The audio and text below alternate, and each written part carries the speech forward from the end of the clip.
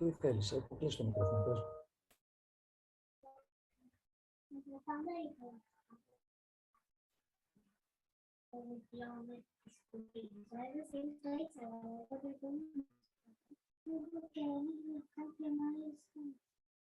Να μην τράβεις.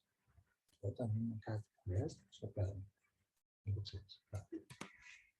Έτσι τώρα μπορεί να μιλήσω. Εγώ από πολλούς κόσμους.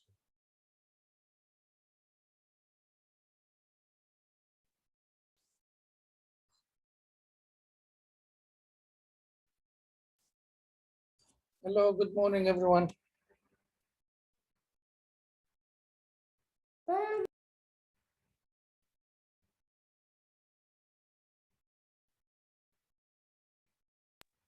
Good morning.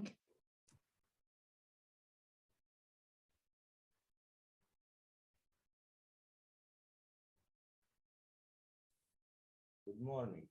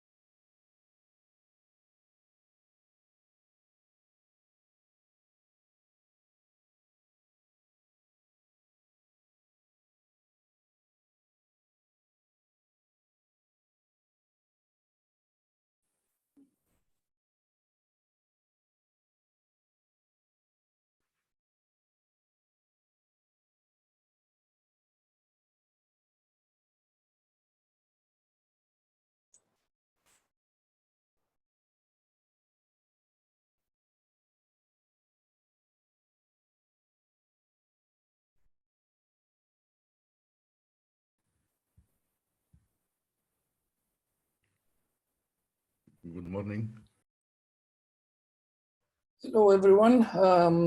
We are on the fourth day of the training, and Giovanni is taking the baton from everybody else. And actually, I'm really excited to have Giovanni. Giovanni is a very busy senior lecturer in writing papers, doing research, and of course teaching. So he has a full load, and we're really appreciative of his time. Today's topic is going to be about dealing with data in so many different areas. So actually we have a really amazing series of topics, how to build a story around the data that we have. And he's going to touch on data science, supervised learning. He's going to talk about deep learning in neural networks and data visualization. And then in the afternoon, we will have David Windrich, who's going to be talking about a machine learning introduction. I'd really like you to have a look and to look Giovanni up. He has a very interesting set of publications. It is very interesting to see how he's working with Airbnb data. I mean, the ACM CCSW paper was recently published. His citations is really impressive, and the H index is indeed very high at 20. He has he's publishing a lot, and he's quite research active. And today we will focus again, Giovanni is going to give us the range of the topics. Giovanni, within the context, as I said in various emails in the past, the colleagues are from our project, on our REACH project, so all of them are Palestinian professors. And the focus is to see how we will be able to be teaching these similar subjects in Palestine, but with emphasis on our students being able to work in a freelance environment. So if you're giving any examples, keep in mind that ideally we want to see what kind of skill set we want to have for students who will primarily focus on a freelance market and hopefully working remotely as well. So that's me doing the introduction. I'm going to be in the background. We have Bahare here, we have Kajal here, who are also co-host, and Sarah. Sarah is going to be taking screenshots from the dissemination. Giovanni, it's your call how many breaks you want to do. Please keep in mind that as a co-host, I mean, if I am called in another meeting, we do not stop the recording, we pause the recording and then we restart it, so we will have a single file that we can actually disseminate afterwards. So any co-hosts, I will try to do it, but if you see me being non-responsive, it may be that I'm on a call. So what we will do is like pause the recording and then resume it till the end of the session. Giovanni, how many breaks are you planning to have? We may have 2 breaks, maybe. What do you think? 2 breaks. So yeah, the session is 3 hours in total, right? Yeah. So let's have a 1 hour, so a break, another hour, a break, and a final hour. So okay, brilliant. Thank you so much for this. So guys, you can make up your plans now. Giovanni, I don't want to delay. Please, floor is yours. Share your screen. We'll start. I'm going to mute myself and hide myself in the background. Thank you, Giovanni. Okay, thank you. Sorry, one quick one. Guys, if you want during the first slide or something, or maybe we can take a picture now. I don't know, any of you, if you want to share your, for Sarah, I just realized that all of our pictures is mostly, so we can have one. If you want to switch on your cameras just for a few seconds, Sarah can take a couple of screenshots. Thank you, George.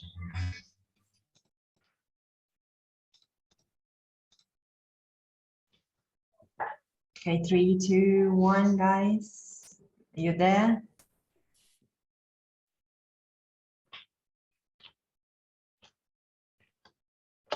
Thank Okay, you. so Sarah, you've got the screens? Yes. Okay, Giovanni, all yours. Sorry, mate. Thank you. Thank you, everybody. So yeah, it's quick introduction about myself before starting. So nice to meet you all. My name is Giovanni. I am a professor of computer science. My work area is data science. So I teach mainly data science topics in Middlesex. We have a master on data science. And so I teach subjects like machine learning and data analytics. And my research is also on this field. So I usually apply data science method in a way to find a pattern in data and try to understand the human behavior. So how people behave in society, in the online world, and in the offline world. So so this is the kind of research I'm doing. So as an example, I was investigating cities, how cities are changing over time, gentrification in a city, and how different hospitality systems like Airbnb impact the city. So this is a short story of what I'm doing. So the session today is a practical session I was preparing just to know a little bit you. So you are already familiar with these topics. It's the first time you are meeting the data science and machine learning, or you have already a background on that? I don't know much about, I don't know, raise your hand if you know them already, or so the virtual hand, just to see how many of you know already the topic. So I don't see. In fact, all the professors are from the IT background. So they are mostly familiar about the topics. Okay. So you're already familiar with the topic. Okay. So I start an introduction. So the way I usually introduce data science to my students. So if you already know, you're familiar with the topic, it could be maybe a perspective to see a perspective on how to share our knowledge to students when we want to introduce this subject, which is really huge, is big. So could be kind of difficult to approach a student and make them to understand very easily in a quick way what is data science, how to make sense of the data. So let's start with this session, and then we go about introducing other topics such as machine learning, data visualization, and that are all of them related with data. So I start sharing the screen.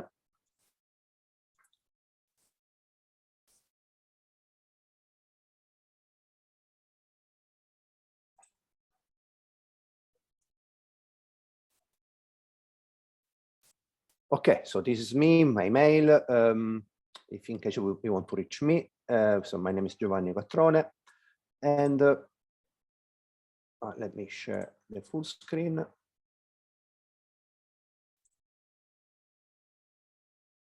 Do you see my screen, right? Can you confirm that is there? Okay, good. Okay, so let's start with the introduction.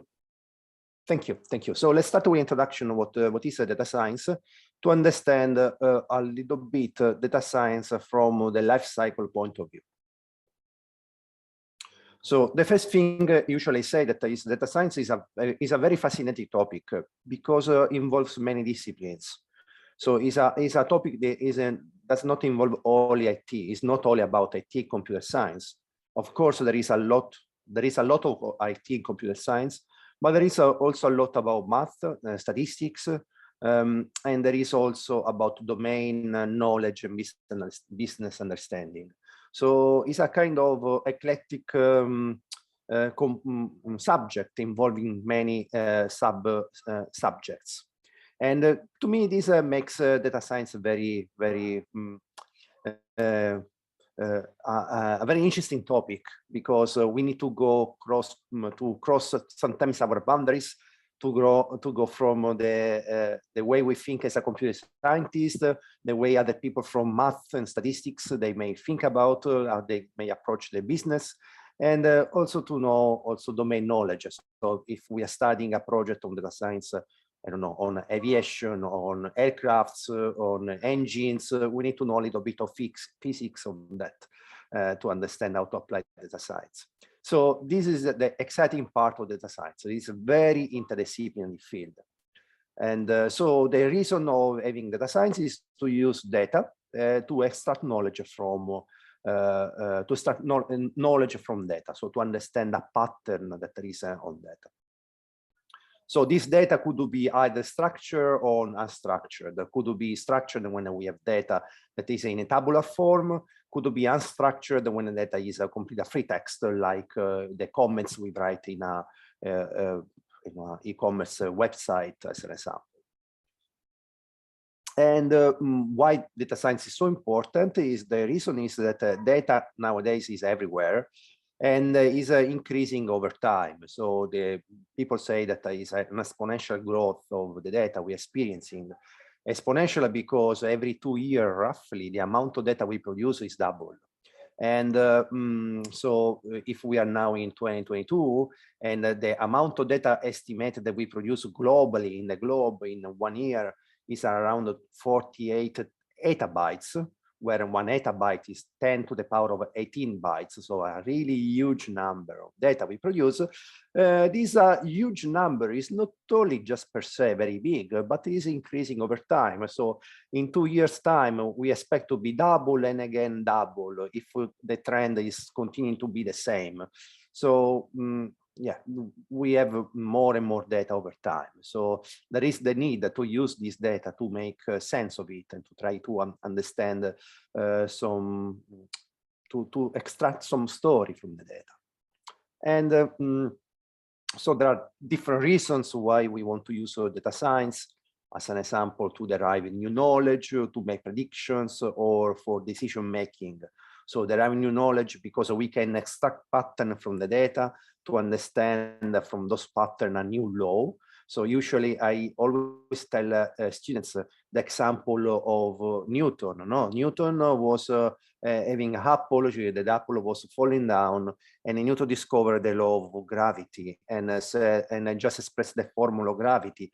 What is that? It's a pattern. It's a pattern that is repeated in nature. So every time we release an apple, this apple is falling down. So there is a repetition that. So if we understand this pattern, and so we use data, and data contains some hidden pattern that we don't know yet, and we discover this pattern, then we can use the pattern we have just discovered to make predictions. So the next time I release an apple, I know the pattern, so I can make prediction exactly on the trajectory the apple is going to fall, because we know the pattern we have derived.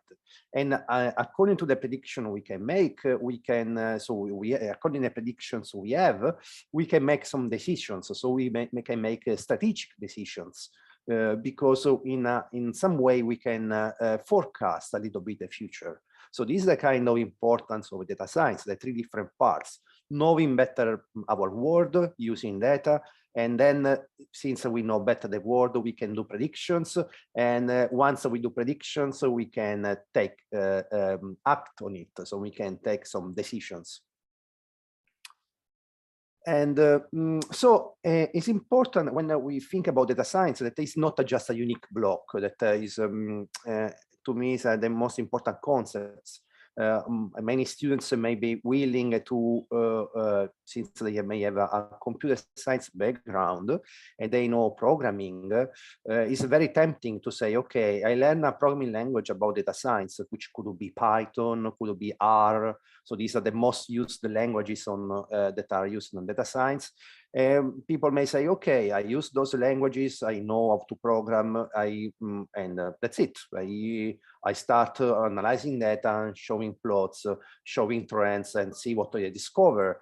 Unfortunately, this is not the way usually data science project works, because this may lead to a very disorganized and messy project.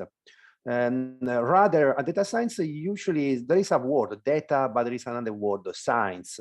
So it's made by scientific methods.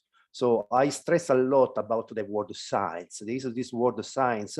So this means that the people doing data science are a little bit of scientists as well. No? So they need to propose scientific methods in a way that when they implement those methods using the programming languages like Python and R, we are quite sure that we have followed the right procedure or the best practice in a way to find reliable results. Okay, so these are the kind of first concepts. And unfortunately, there is not one unique recipe to say, okay, this is the procedure we need to follow. Because just by definition, since it's an interdisciplinary field, is involving science, is involving scientific methods, we may design completely different scientific methods and we may arrive to the same conclusion from these different perspectives. So there is not a unique recipe to follow in this case. So what I usually show is a kind of template of a possible recipe that we can follow in a way to be a little bit more aware about the steps that are required to do a data science project. So to be able later on, if we want to change those steps, to be able to do so, because we have a little bit of this awareness about that. Okay, so let's see a little bit of a kind of typical workflow that we may follow in doing a data science project. So it's just a spoiler on that. So it's a workflow that may have some jumping back and forth and may have some cycles. So again, it's not something linear. And this is the kind of workflow that I usually propose to my students.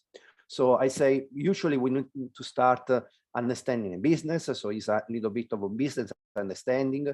Then there is a data collection. Then it could be data exploration, could hypothesis and research questions, data processing, data modeling, model evaluation, reporting, deployment. So there are 9 different steps. And as those steps are not linear steps, we may go back. As an example, in the end of step 7, we may go back in step 4 and doing the step 4, 5, 6, and 7 over and over again multiple times. So this may happen. It's quite typical when we apply scientific methods. So I usually make the parallel in general asides. So people in the ancient ages, they were thinking that the Earth was in the center of the universe and all the other planets, including the sun, were rotating around the Earth. Okay, so we were in the center. So this was the knowledge they had so far. And then maybe they could study this business, collect some data. So the data they could collect at that time was the kind of measurements they can do from the planets to track the movement. They can explore those measurements, and they may start with a genuine hypothesis. They may say, but is it true that the Earth is in the center of the universe? Or maybe this is false, it's something that is not going to happen. So there is a genuine question they may have. So this is called hypothesis. We are going to discuss this in more detail in a bit, but this is a kind of hypothesis. So then there is a kind of processing of the data. We are going to see in a moment how, but about doing this process in the data, they may arrive to some conclusions here. The conclusion may back up the hypothesis and say, yeah, all right, this is what the data is aligned with our hypothesis. Or maybe the data may say, maybe not. Your hypothesis could be wrong because the data is not completely aligned to what you have initially thought. So there is maybe when we arrive here, we say, okay, but if this is not, if our experiment is not confirming what we thought initially, what we should do, we should change the hypothesis. Well, maybe we should go here again and say, okay, so now, okay, not anymore the hypothesis, the Earth is the center. Let's do another hypothesis. The Earth is rotating around the star, which is the sun. Let's see if this works. So we do again another round of another round of execution, the other steps, and maybe we reach another conclusion. Whether we reach this conclusion, we may see if results are consistent or not. Now we may say, wow, now results they look much better. I can see that the pattern that I find on the data, on my measurements that I have, so the data I have, are aligned with my second hypothesis. So, okay, so now the hypothesis is changed. I have the hypothesis that the Earth is rotating around the other planets, but can I improve that? So I may go to refine those hypotheses. So I may go here again to say, but is the a spherical orbit or is an elliptic orbit? I don't know. Let's see if it's spherical elliptic orbit. So I have another round again. So we may have other rounds either because our initial hypotheses were wrong, and then we want to go back there to make them, to address them, or because their hypotheses were all right, but we want to refine them. Either cases, we are going back and doing the same process over and over again. So we may do again the same computations now to understand whether the orbit is elliptic or is spherical.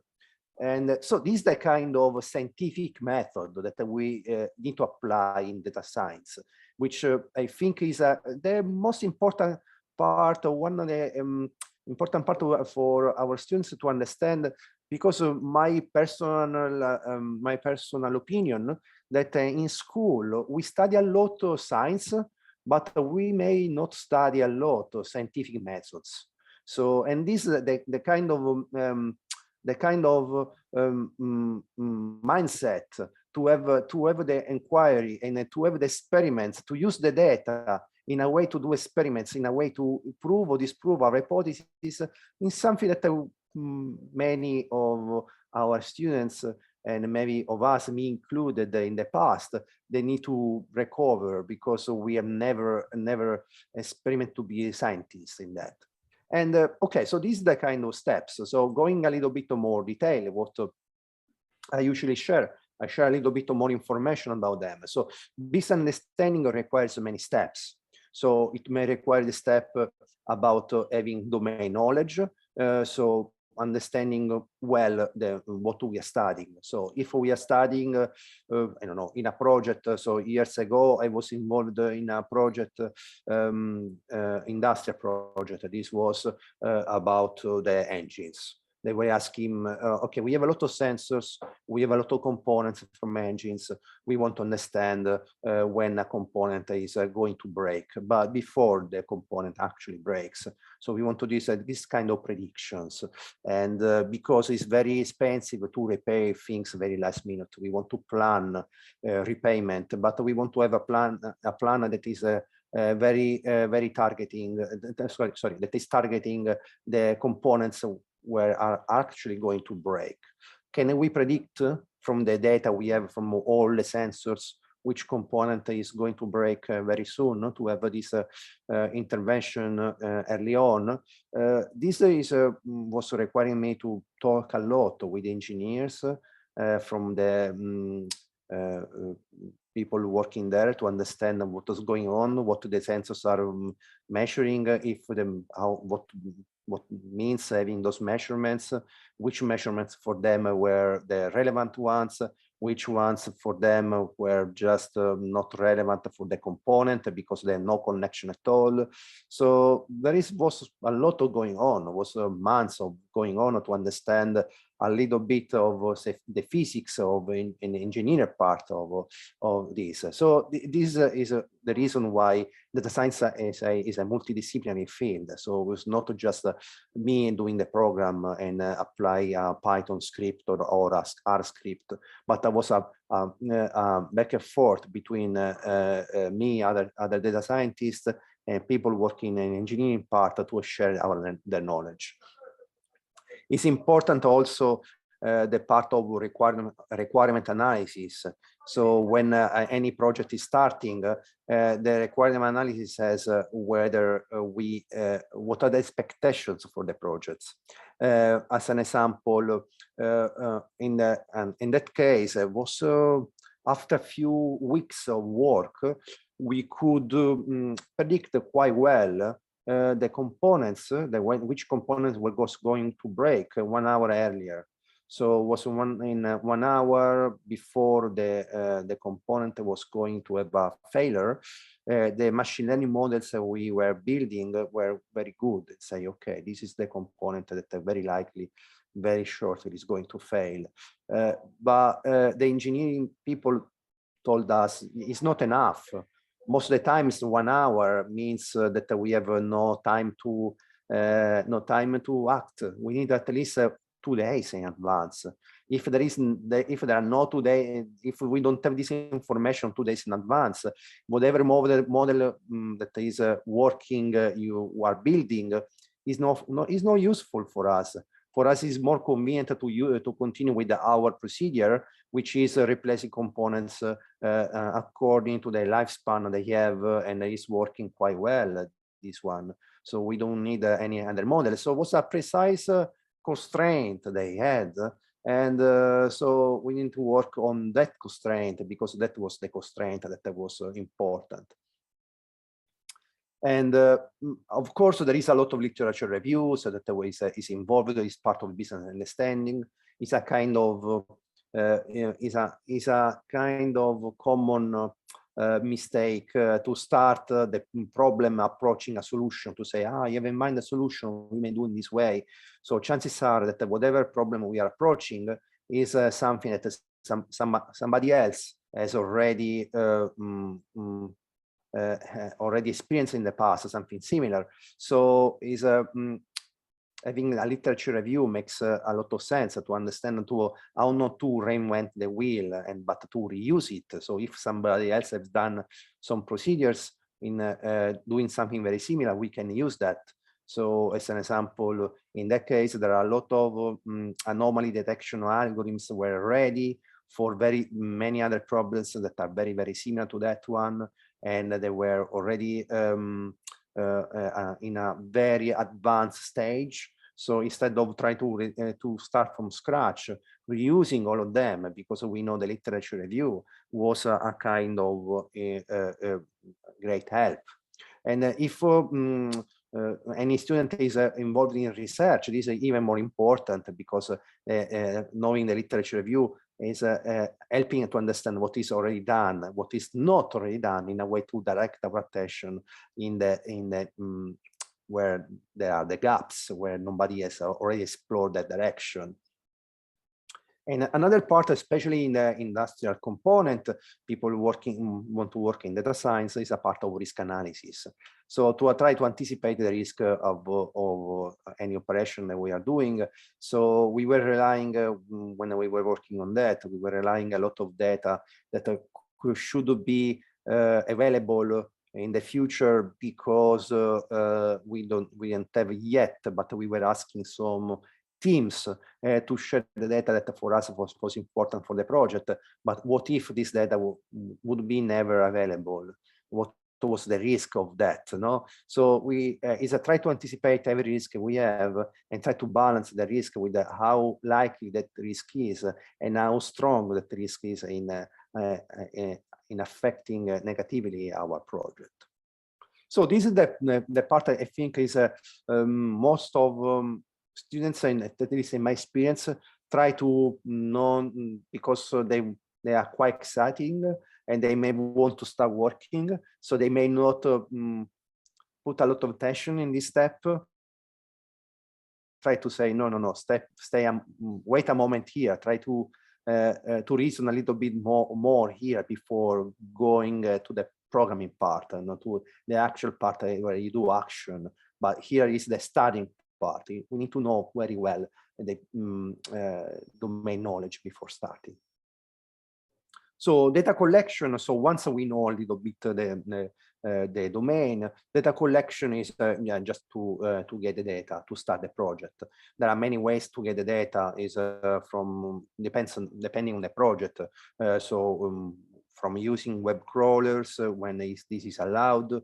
So according to the policies of each website, and API, so some programming application interfaces to retrieve the data. This is, as an example, the data we may get from social media like Twitter. There are API to get that.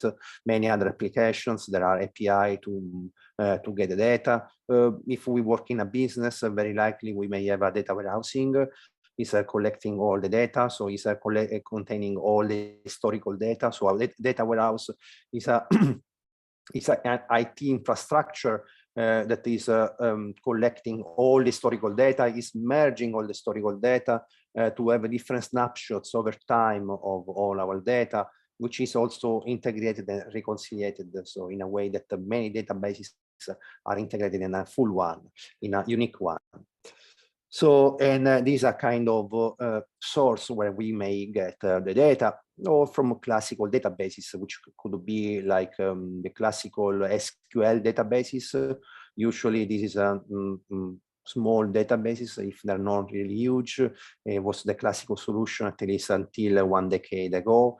Nowadays are more used the NoSQL databases like MongoDB, Neo4j. So they are very much more effective in scaling up with a big data environment, but still the databases are. So this is the way where we may get the data. So it's a lot of variety of places, and as we said already, is exponentially growing the data we have that we can access to.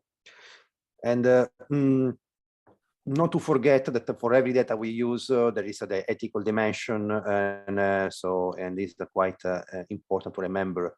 The fact that there is some data doesn't mean that we can use that data. So there are many examples of the data sets that are not, so the data is there, but are not available to use for data science. A classic example I do the students is if we go to a library and we cannot use the data to understand, to analyze the pattern of people, because this is a very should be private, and so should be not public available, this kind of data. So, and because the person borrowing a book needs to be not by law, needs to be kind of protected, and the privacy of that person. So usually, so again, so this is not one recipe for every project, but usually most of the projects may start with the data exploration, especially if it's a new project, especially if it's a project that we don't know, we never knew about in the past. So it's a new project that we are going to start. So chances are that we are dealing with a large amount of data, and since we are dealing with a large amount of data, we may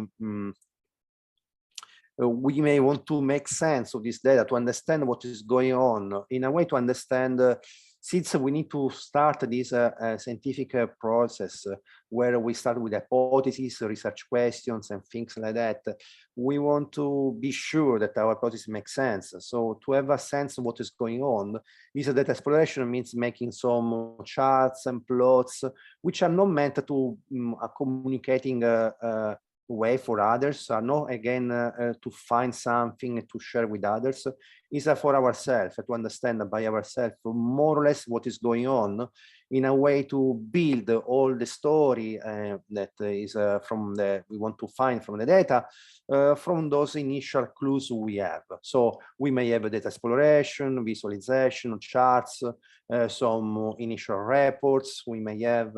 So this is the kind of data exploration. Of course, if it's a project that we know well, because it's a project that we are working from years and years, and there is a new hypothesis we have from this project, we may not need to do that. So it depends on the project where we need or may not need that step. So now is the core of the data science project. We are in the core, where we start with hypotheses or research questions, and it's a very tempting for students, at least for the first time they are doing data science, that the hypothesis for them is any questions they have, but without realizing whether there is the appropriate question for the data they have. So what I usually say is to keep in mind that the hypothesis needs to be testable. So, or in other words, needs to be falsifiable. So if the hypothesis that is the way they see the reality, that cannot be falsified by the data, there is no need to have those hypotheses. It's not a scientific hypothesis. So any scientific hypothesis is a genuine clue we have about reality, but this clue could be verified by the data we have, so could be aligned to the data we are collecting, or could be disproved by the data. And if it is proved, that's it, it's disproved. So it means that something else is going on. So this is the kind of scientific hypothesis. So very important, and it needs to be testable or falsifiable, the hypothesis. So very important. So I already said that what is this thing called science? There is one fundamental condition that an hypothesis must satisfy, that is it is to be granted to the status of scientific law of theory. If it is the form of part of science, any hypothesis must be falsifiable. So this is the important part I usually stress during the class to students. And yeah, we may have a hypothesis, we may have one second, so one moment. Sometimes there is a terminology that the students may end up having that they could be confusing, because we have a hypothesis here in data science generally, in science in general. When people in data science study also machine learning, which is a very related topic, they may talk about hypotheses also in machine learning. So this is the same terminology, and I bring awareness that is the same terminology, but is meaning different things. In data science, we are talking about a scientific hypothesis. So scientific hypothesis is falsifiable. In machine learning, we talk about a machine learning hypothesis.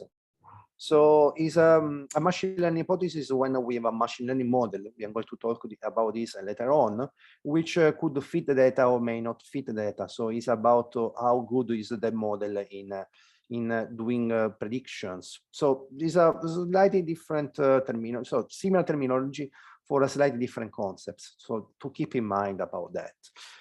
Okay, so this is about hypothesis. Sometimes we don't have any clue on things are going on. So we have some data and we don't have a clue. We don't say, we don't know. We don't start with, according to me, things are going this way. Is this true? But we are asking just a question. What is going on here? So, and this, when this happens, it's called research questions.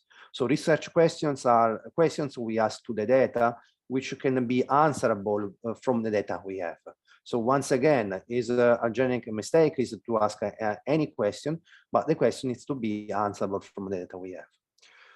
So yeah, these are the kind of things to remember. Scientific hypothesis is a statement that can be proved or disproved by the data, or research questions is a question that we as a researcher intend to answer by using the data we have.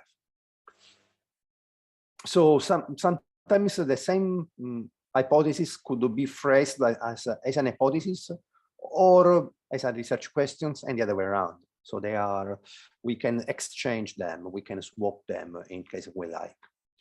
So after we have clear the research question hypothesis, they need to important. They need to be clear to and easy to understand, specific, answerable, and relevant to area of the study. So these are kind of features I would say about either a hypothesis and research questions. Most of the times, especially for the students are doing this for the first time, we see something is completely vague. So an hypothesis that I guess there is some pattern in the data, but it's a completely vague hypothesis or research questions. So it's not specific or could be not answerable from the data. Could be completely not relevant from our objective we have initially. So yeah, this is a way to have a good hypothesis and good research questions. Interrupt me if there is something that we want to discuss more.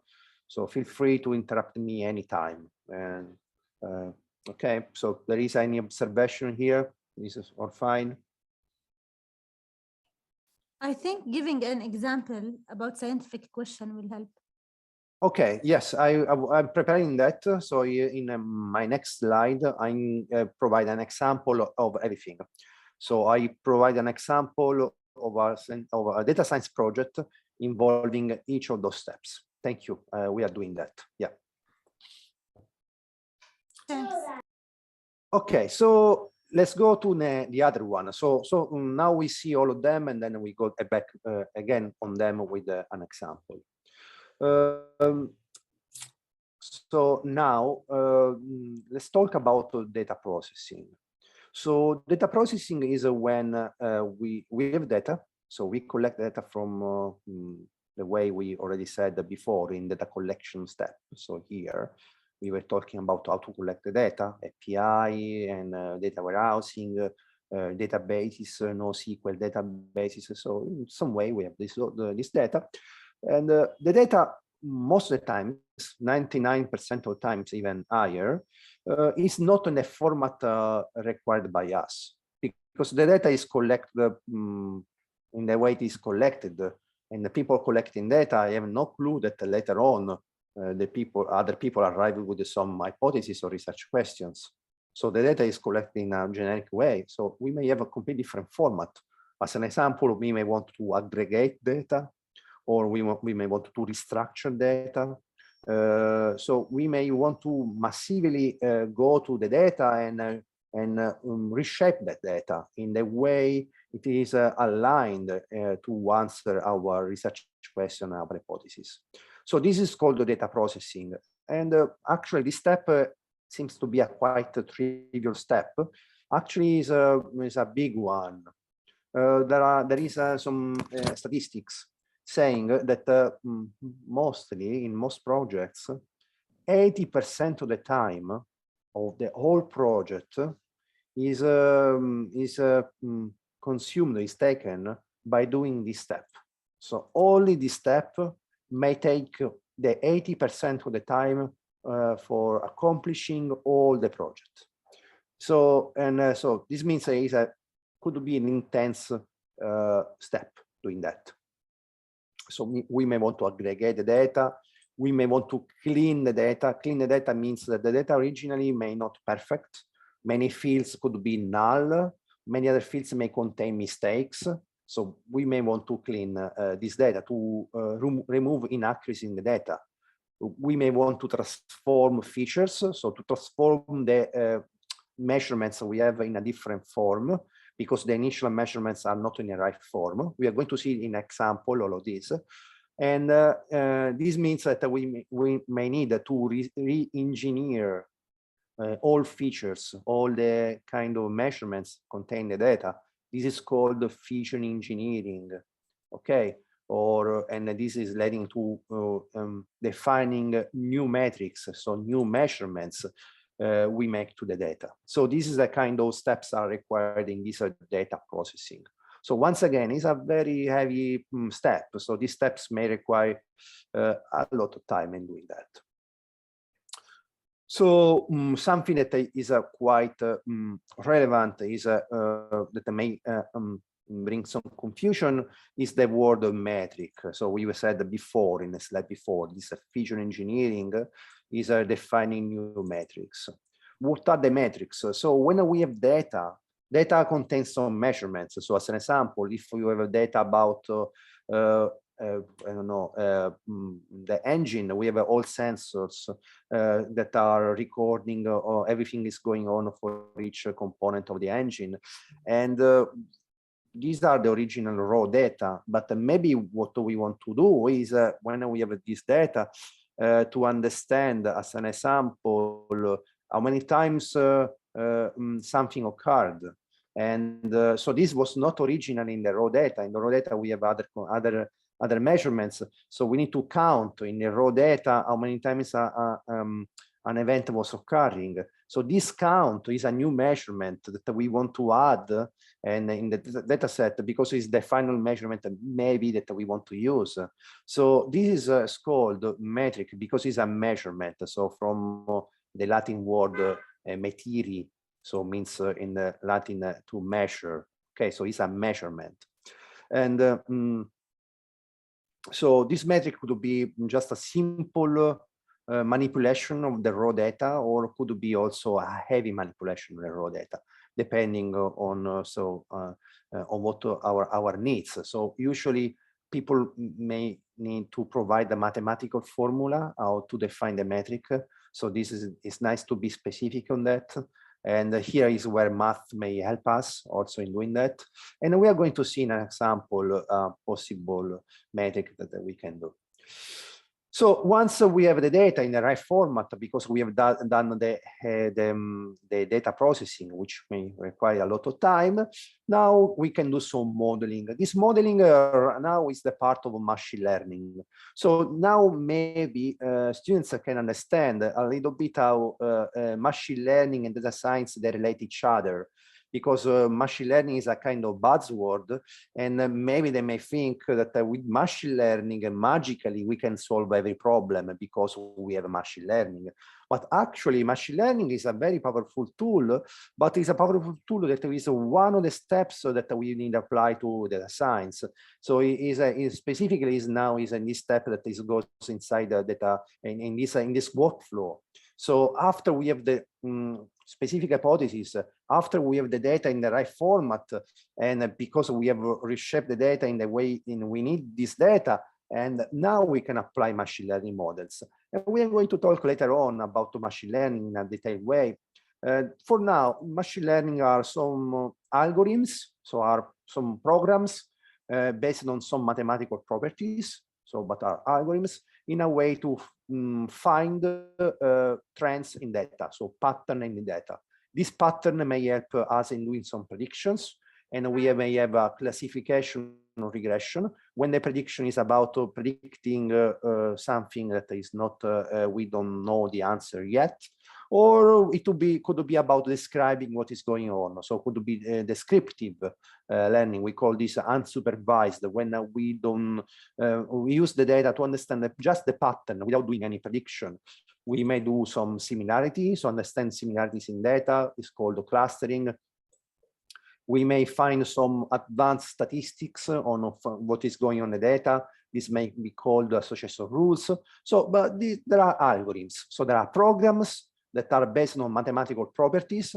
To do these programs, we need to know math. So math is essential in a way to program that, in a way that we can find patterns in the data.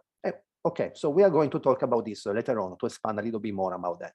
For now, just to understand, the machine learning is not just that does some magic stuff that is going to find to solve the problems for us, but machine learning is one of the many steps of data science. So it's one of many steps of our scientific process.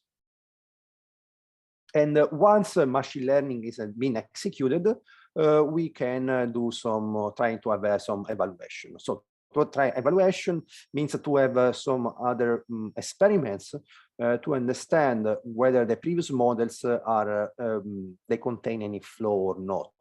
So any scientific method may contain some flaws, could be biased, could be flawed, and so it's our job to understand the validity of all the process, and to understand whether the previous models that were actually fit in the data, and whether there are any, as an example, confounding factors, so something that could bias the data, or whether the data that we had available initially had some limitations. As an example, any data arrives from a data collection, and we may arrive at some conclusion. I tell you an example, a very silly and curious story. So there was some people in New York that were reporting accident about animals in the vet, and this vet was taking notes about taking some stats about the animals that was receiving. And specifically, he was interested about cats, because in New York there are very high buildings, and there were some accidents of cats that were falling down from the buildings for any reason, and then they were going to the vet to be treated. And he was reporting also this cat was falling from the first floor, and this is the kind of injury that the cat had. This other cat is falling from the second floor, this other kind of injury. So he was collecting for weeks and weeks data about this kind of accidents, and then to do the analysis. So the vet did the analysis to try to find a pattern. And the pattern was this, that he was able to find, that the severity of the injury was increasing with the height of the floor. And it's very expected, right? So higher height, more severity. But until a certain point, until the 7th floor, then above the 7th floor, the severity was not anymore increasing, was instead a little bit decreasing. So we had the severity that is increase, and then decreasing. It's not increasing anymore. And this was very strange. So why the cat is falling, I don't know, from the 20th floor is having an injury that is less severe from another one falling from the 6th or 7th floor? This is quite strange. So they start to having some hypotheses, and maybe just because it's very high, the cat is a time to adjust itself and to understand how to fall down in a smooth way. So instead, when the floor is less than 7, they have no time to adjust themselves. And this was the initial idea. This one, the vet had. What is the reality here? If we think about the scientific method we are applying, okay, we just this small project to analyze the data about this data here. What is the reality? Maybe the reality that the data is biased, because if we think about the cats that are arriving to the vet, are the cats who are surviving, because if they fall down from the floor and they are dead, they are not going at all to the vet. So there is no data collected for them. So any cat that is maybe coming from very high floor, maybe dead straight away, not going to the vet, and so not be included in the data set that the vet had, and therefore the analysis is biased because the original data was collected in a biased way. So this, when we talk about that our reasoning could be flawed, could contain flaws, and the data could be biased. This is what we may mean. That is a kind of mistake is to say, this is the data I have this answer, that's it, very clear. But the question, is this data complete? Is this data containing any bias? Is representing everybody, this data? Or is maybe misrepresenting something and is representing more something else? So, and always, since we are in science here, doing scientific reasoning and a scientific hypothesis, is our job to have those questions. So these are kind of interesting part, because again, many students I have and I experience, they may very good in IT, very good in programming, very good in say, okay, I know how to do the program analyzing this data, this is the final results, but they may be a little bit less willing in doing this kind of reasoning to understand from this point of view if all the program is analyzing the right data, or maybe the data is not, may contain some biases. Okay, so this is a kind of concept with this silly example about the vet in New York analyzing cats from the buildings. Okay, okay, so if they make sense and everything makes sense, we may be done, say, okay, we've done the project, we have found a new truth, we may say, okay, thanks to the experiment I've done, I discovered a hidden pattern, important, the pattern was not known before. So this is the reason doing analysis, to discover something new. So to say, oh, wow, we have a new truth here, I discovered something new. And then it's up to us to decide, okay, I want to go to report what I have, I write a short report to disseminate what I found, or do I want to refine these results? Because for every question we answer, there is another question we can ask to the data to try to have a refinement to that. So we may go back here and to have a new research question and a new hypothesis as a refinement. Okay, so after we do this step, very important, yeah, to be critical, to understand any limitation here, any bias. We already stressed about this point. Okay, so this is about science. So this is about these steps are about science. And it is the reason why, to me, be a data scientist is be a scientist as well, you know? And okay, so important that is the skills that usually people in data science they must have, to me, is about a curiosity on what is going on, curiosity on reality, and curiosity in what we are analyzing. It's not just developing a program, being a programmer, IT programmer, to say, okay, this is the library, this is the results, that's it. But try to be critical on what we find and try to have many cycles of this, because we go in, we have some curiosity. So it's interesting that the same problem approached by many people may have different perspectives, and each of them could be the right answer, but from different points of view. Okay, that's it. So then there is a reporting when we want to have to disseminate the results.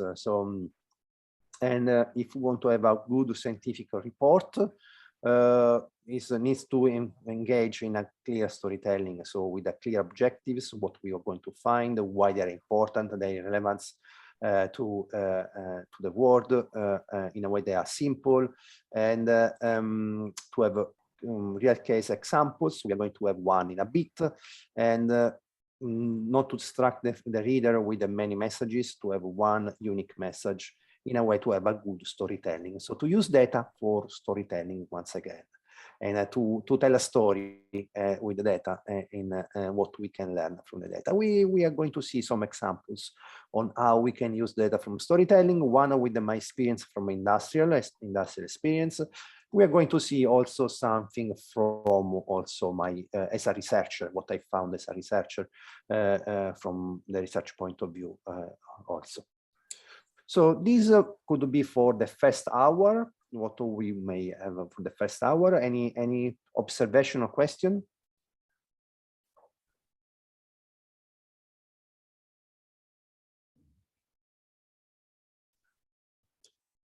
Okay, that's good. So let's have a 10 minutes break. I put the recording, I stop sharing now. I put the recording in pause. So let's see back here 10 hour to see. So what we are going to have in this hour is to see, using an example, how the previous steps can be executed.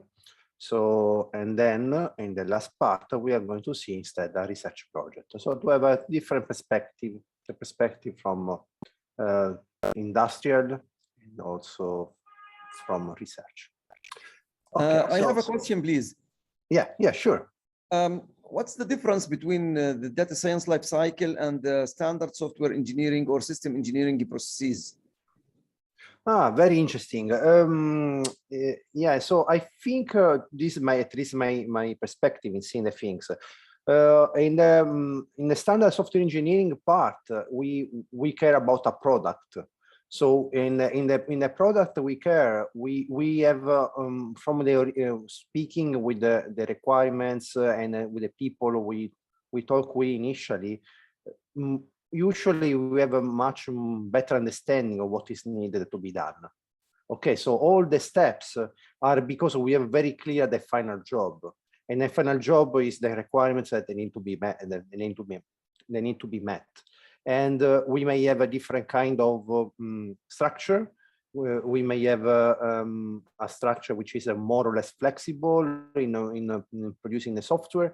And but instead, when we go to data science, sometimes it's about discovery. So a discovery is we cannot impose a strict structure because we want to have so we may have a goal in mind, but in doing our journey, we may discover something completely unexpected. So in this journey, since it's based on discovering, on curiosity, we may have different cycles, and we may go in a direction that was not contemplated in the beginning. So usually in a software engineering, there is a lot of study, as an example, for the from the programmer point of view, a lot of study about the classes, how the program should work, how to make different people to communicate to make the software. Usually the program that are they compose a data science project are much, at least the initial projects, that are much less structured because we don't know exactly what we are going to. So there is a little more about the unknown that we need to face. So these are the kind of major differences to me. So there is much more unknown in data science, and every time we discover something could be completely different from what we had in mind. So to be prepared to go back and to restructure everything. And yeah, so this is my point of view. What do you think? Do you agree with that? Yes, absolutely. I agree. Thank you very much for the explanation. But I mean, the process is similar with design thinking, or maybe with Internet of Things, and having data collected from, or a huge data collected from the things themselves. So I think there are some similarities, but the point that you explained, I believe that it's right. Thank you. Yeah. Okay, so I start sharing in a moment. Let me just the time to open to find the PDF and to share it.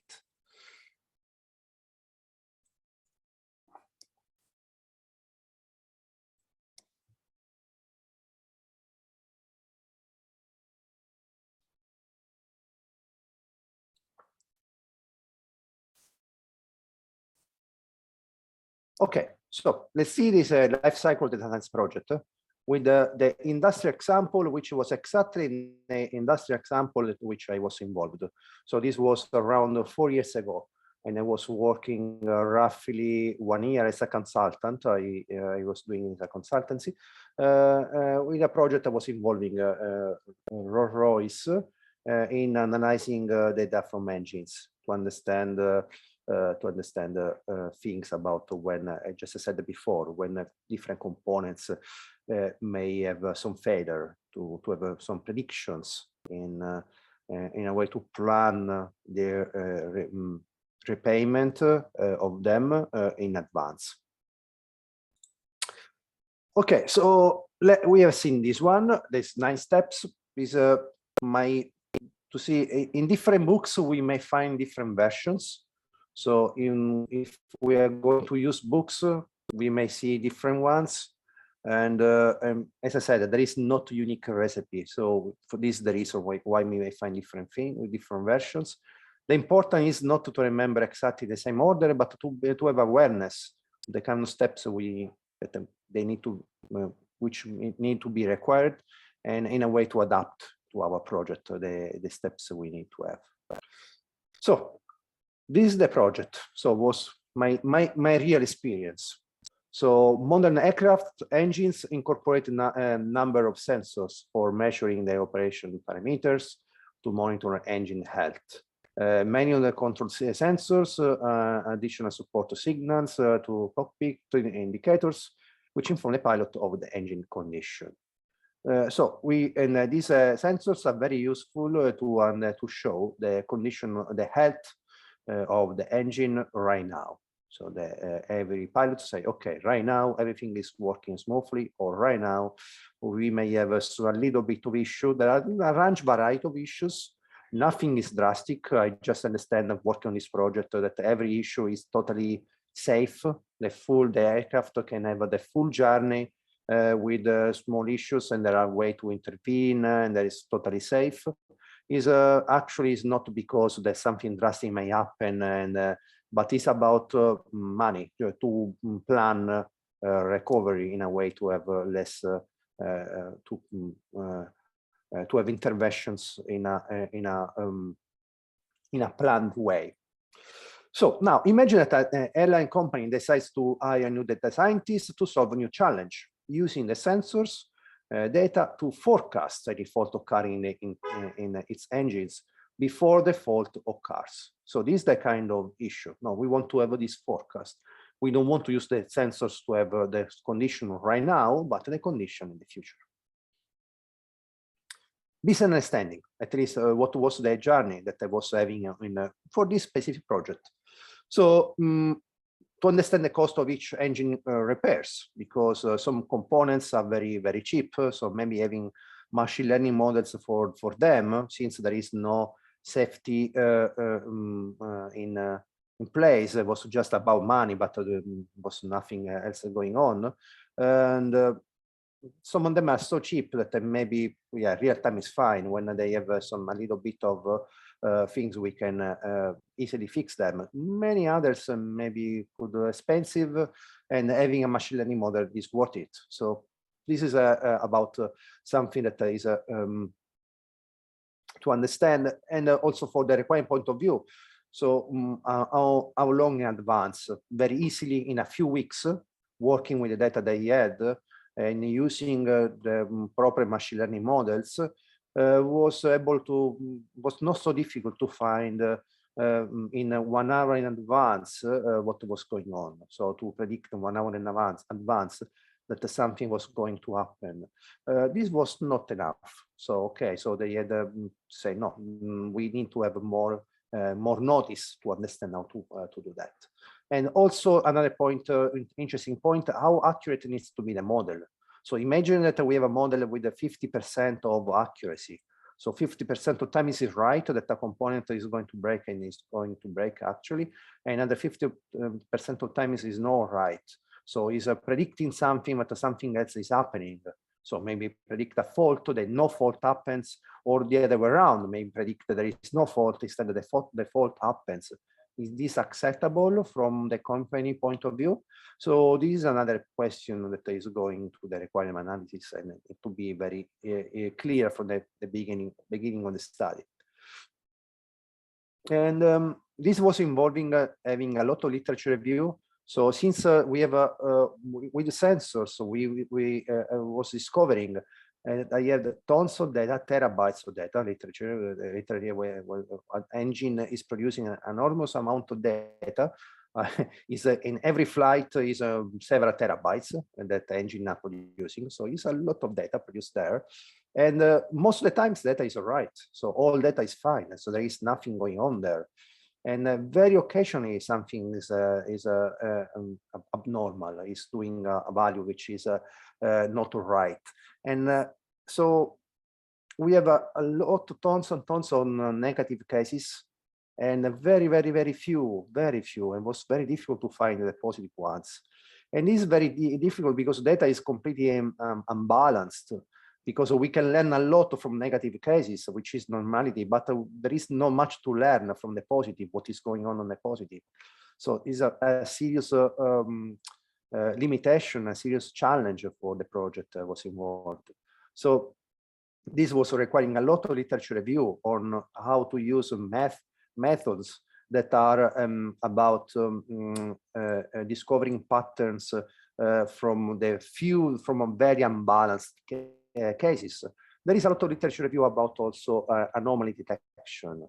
So anomaly detection is when something that is not normal is happening to the data, and is applied to many fields, including to our credit cards, to be to understand from our habits if it is a genuine or fraudulent the usage of the card. There's many different applications, and this was one of the applications. So it was a lot to read about this literature review on how models are need to be used in the setting of anomaly detection. And sensor data was also quite messy. So the sensors were collected from some departments on the aircraft. Some other departments that were not communicating well each other. They have their version, they had other version. So we needed to merge them. Initially, we had a portion of data, the other portion was missing.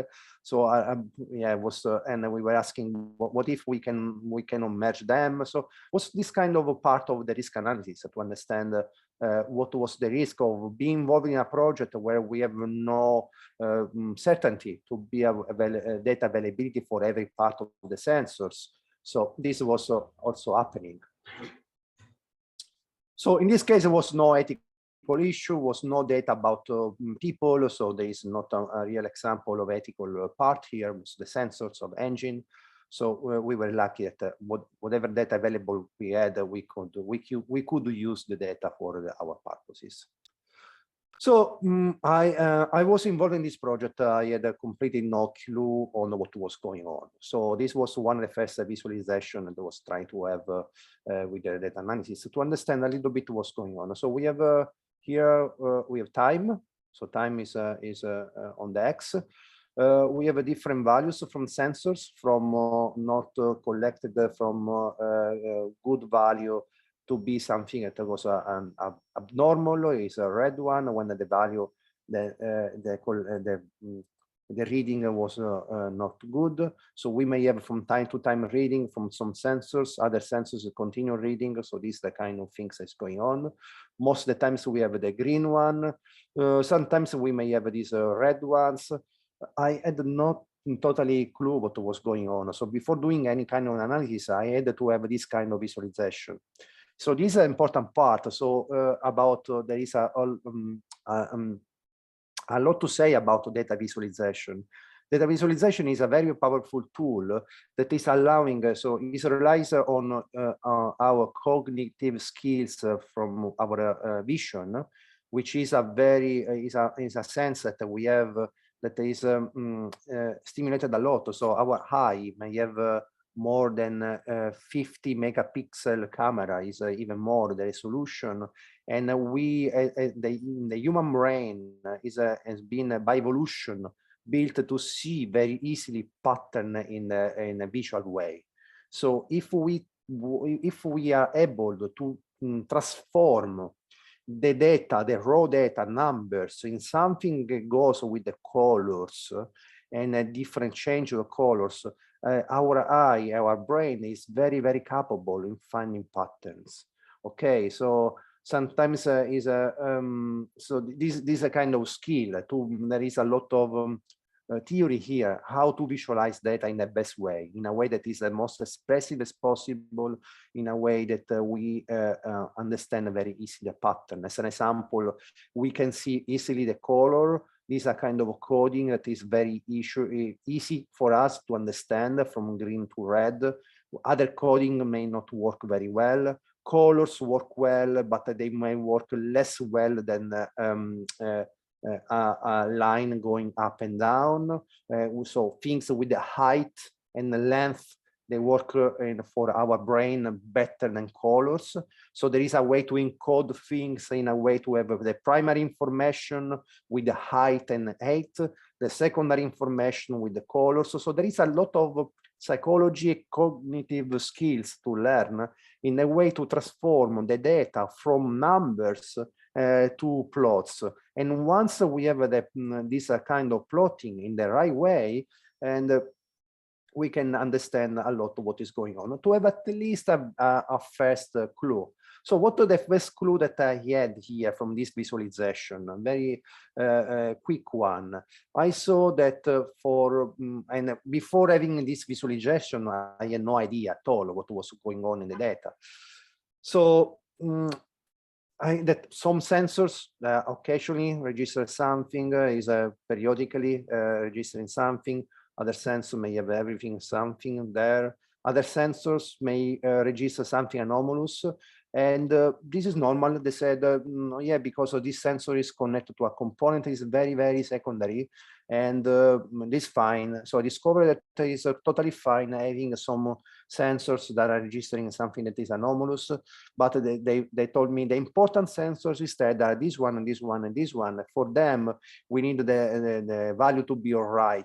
So it's the same when we do the blood test, maybe having some value that are not normal, is not severe, but other values for other components are very important for our life. The same I discovered for the health of the engine. So I discovered that it's all right to have some reds here and there, but maybe the red on some components like this one could have much more importance having multiple reds in other parts which are maybe not so relevant. Okay, so this is a kind of initial clue and to understand, to explore the data, to be engaged in a project that was completely new and was not, didn't know what was going on. And this maybe is a part that we could do different from a classic software engineering, where we know what we need to build. So here, yeah, I knew that we need to find I knew the goal to find the engine and that to find the components are going to break, but no clue at all what was going on inside the data. No. So I have a question, please. yeah, sure. When you look for the pattern, you you don't look only for one feature. You also compare each feature with the other features to find the relationship between them. So you need pattern, not only you need. It's really hard to find patterns when you have a lot of features. So do you think that I'm just trying to understand, and I find it really difficult to find pattern that will include all the features you have. The y-axis are many features, right? Yeah, thank you. It's an excellent question. It's a very good question. So in this case, I want to be simple here. What I was showing here. So we have so we have time on the right, and we have many features, many more than them. So in this plot we have 1, 2, 3, 4, 5, around 15 in just this plot. In a real case, and you may have more. In the sense, no, we had, I tell you the number, we had 20K and plus features. So 20K of them. Okay, 20,000 of features we had. And so this plot is just a short version to understand what was going on. And it's true, totally true. And so when the features are not massively high, let's say a number of 10 or 20, what people may do is a matrix plot. So matrix plot means that we have a matrix of scatter plots, where in each of them we can we show how a feature goes against the other one. Let me to find an example on internet. I show you this example since you made the question. So I stop sharing for one moment, and just to find what you just asked. And I believe what makes it even more difficult that you have it's over time. Like it's a big in this case was data. Yes.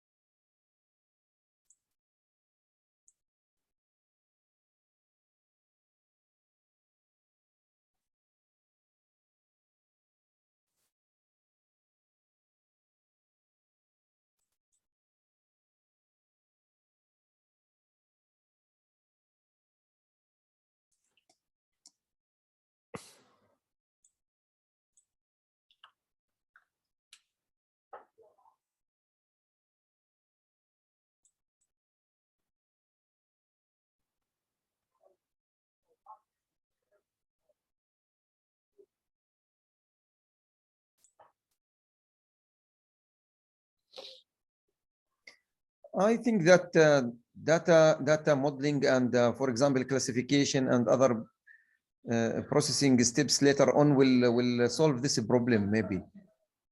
Yeah, and on specific also dimensionality reduction from that. Since I had the question, I'm going to show in, say, if you give me one minute, I'm going to show you some examples that I was not preparing because I didn't know about the question, but it's a very good question. So I want to properly answer this one. And okay, so I found something to share. Yep.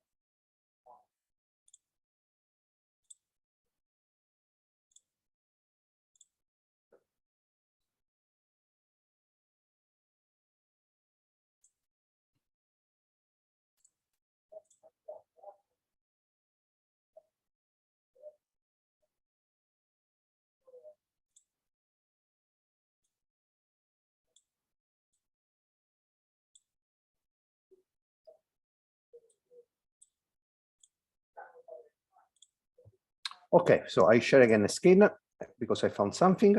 Okay, so sometimes when the dimensions are not very high, what is very useful is to have this matrix of plots.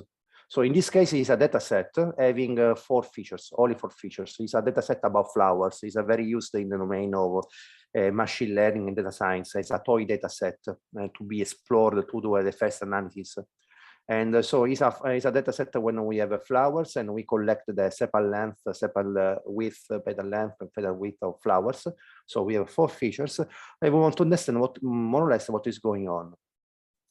So usually these are kind of view that we may have when we have multiple dimensions. So here is showing how each dimension relates to another one. So here, as an example, this specific plot is saying our sepal length, no, sorry, sepal width is relating with sepal length. And here is about how petal length is relating with the sepal length, and so forth, so on, for any other plot. In the diagonal instead, since it's the variable, I guess the same one, there is no need to have a scatter plot, we have something is called the frequency distribution, or where this means that the kind of the distribution that data contains. So how frequent each value is.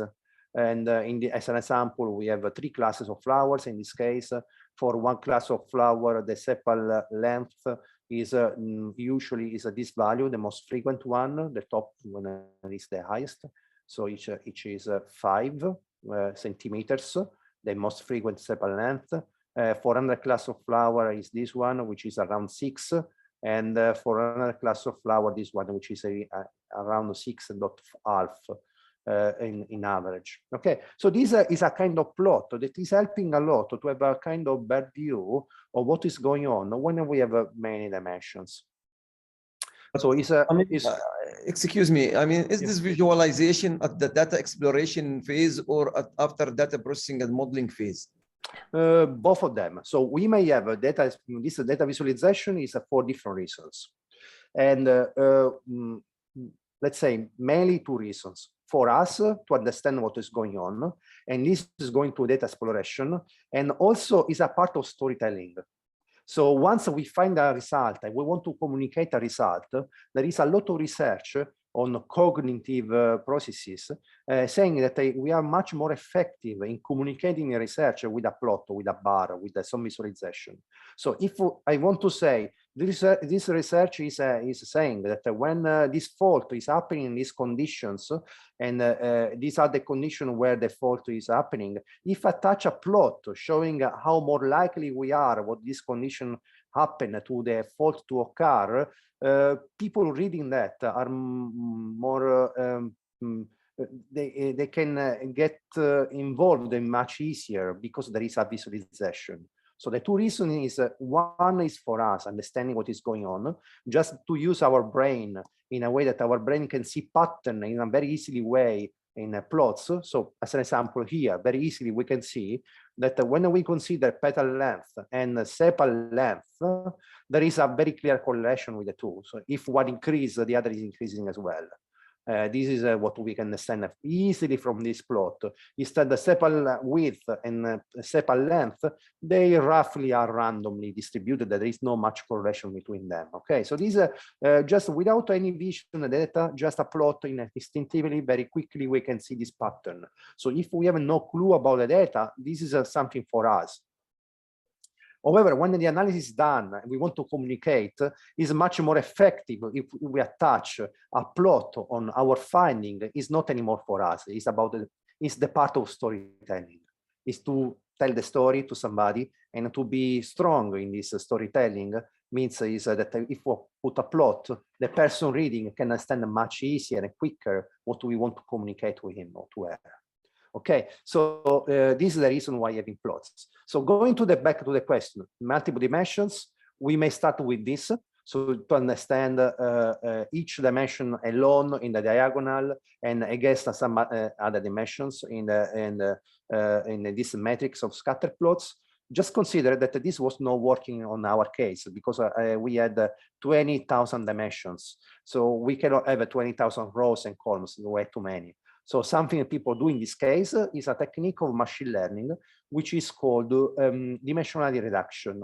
So dimensionality reduction is a technique that is changing the axis. So imagine that every dimension is corresponding to some virtual axis, X and Y.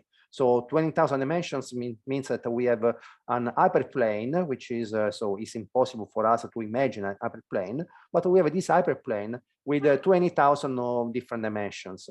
Now, what if we change the direction of each of them in a way to have a new set of features?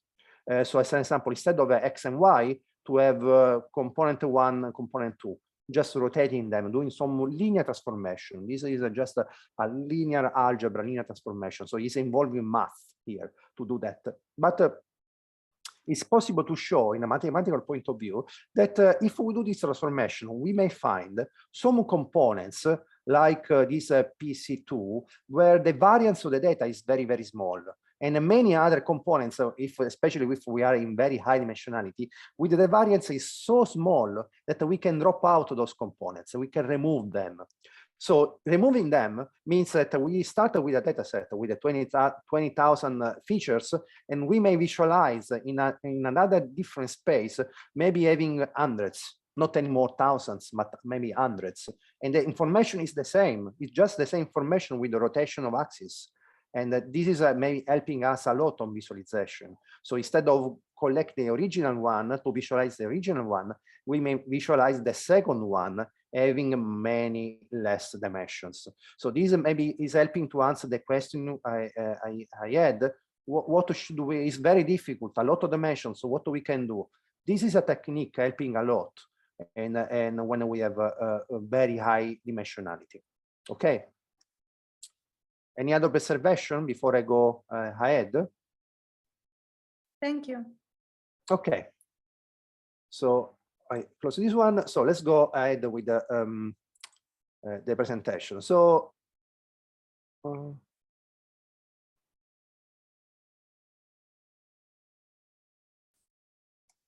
okay, so this visualization to me was try to have in a one unique plot to understand what is going on. So this was the understanding, was the initial understanding.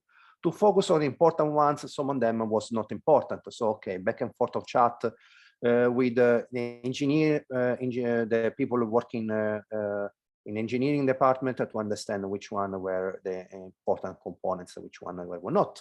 And okay, so here we started the hypothesis. So what was the hypothesis?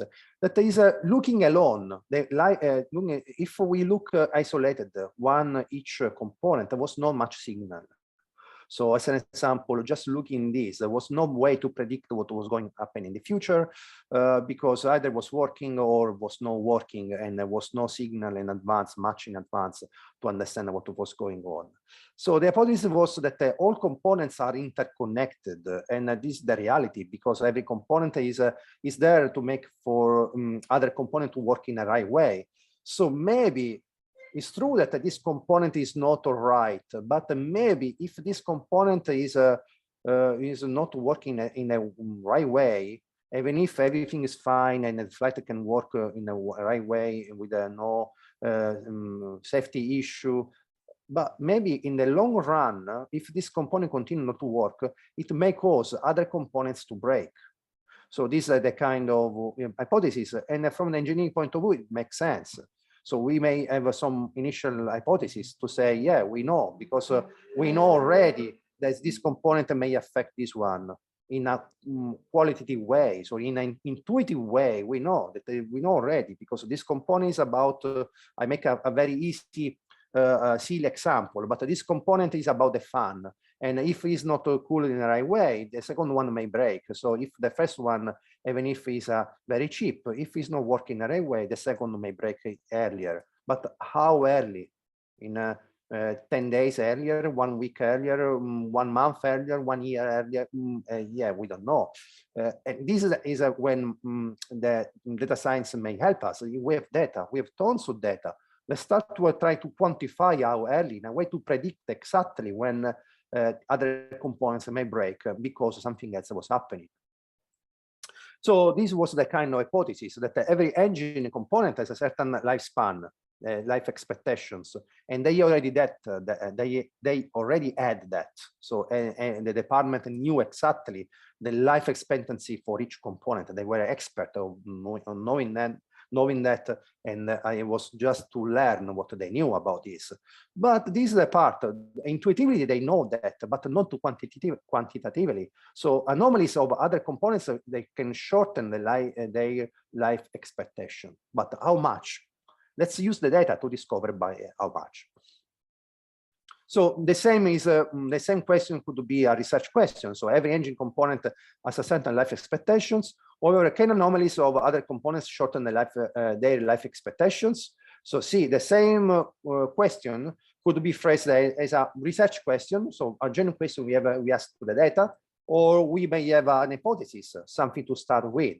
So both ways is something that we can use the data to answer that. So it's specific, and on the components is answerable because we have data on exactly the components when they break, and we have all tons and tons of historical data. So we can use the data to answer this hypothesis. So this was the kind of data they were collecting, all sensors. So they had many sensors. So this was very simple data, was not complex. It was just a lot of it, but it was simple form.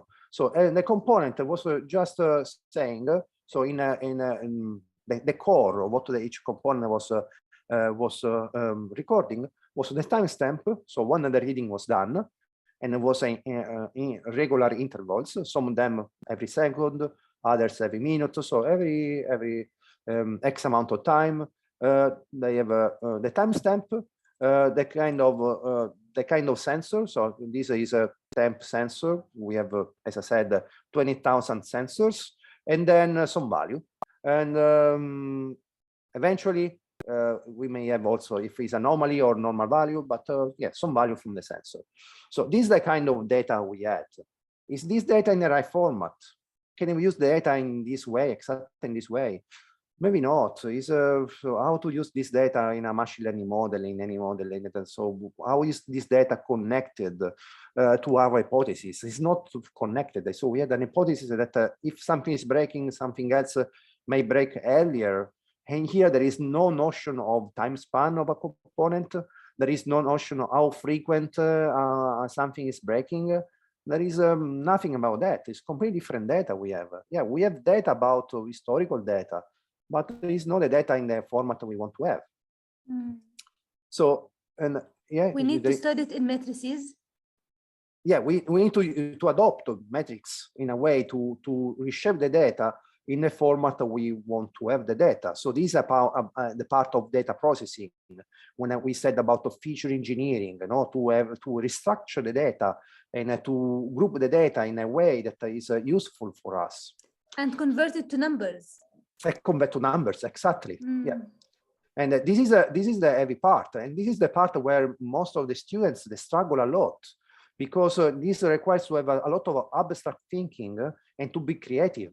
To create exactly. So it's creative is the right word. We need to create the data set that we need from the data we have. And most of the times, 99% of the times, the data we have is not in the format we need to have it. It's a completely different format.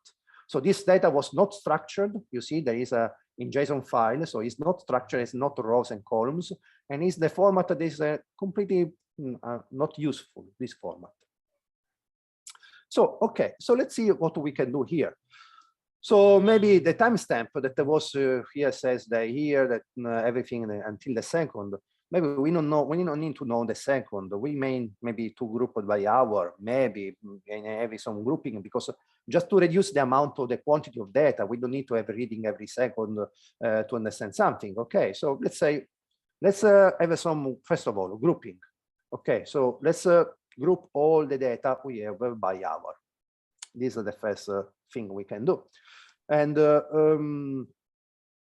as an example, if we have a reading every second, we may, a kind of a measurement that we can have is the ratio of sensor 1.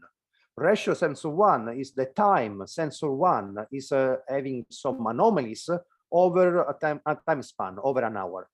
So see, from here, there is not this measurement. We need to derive this measurement from this data. So we need to heavily manipulate the original data to have this measurement. So this measurement is saying from 3 to 4, this sensor was having a signal, having some faults, was recording some faults for 30% of the time, or for 50% of the time, or maybe for 0% of the time. Okay, so and we have the granularity, time granularity now is 1 hour. In this time granularity, we have the information we want. So these, when we have a data, this kind of measurement is what we call the metric.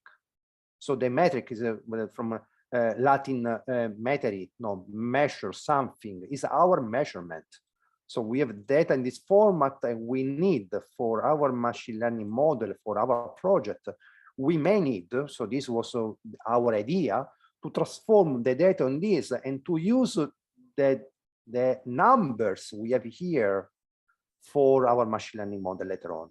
Okay, this was an idea we had.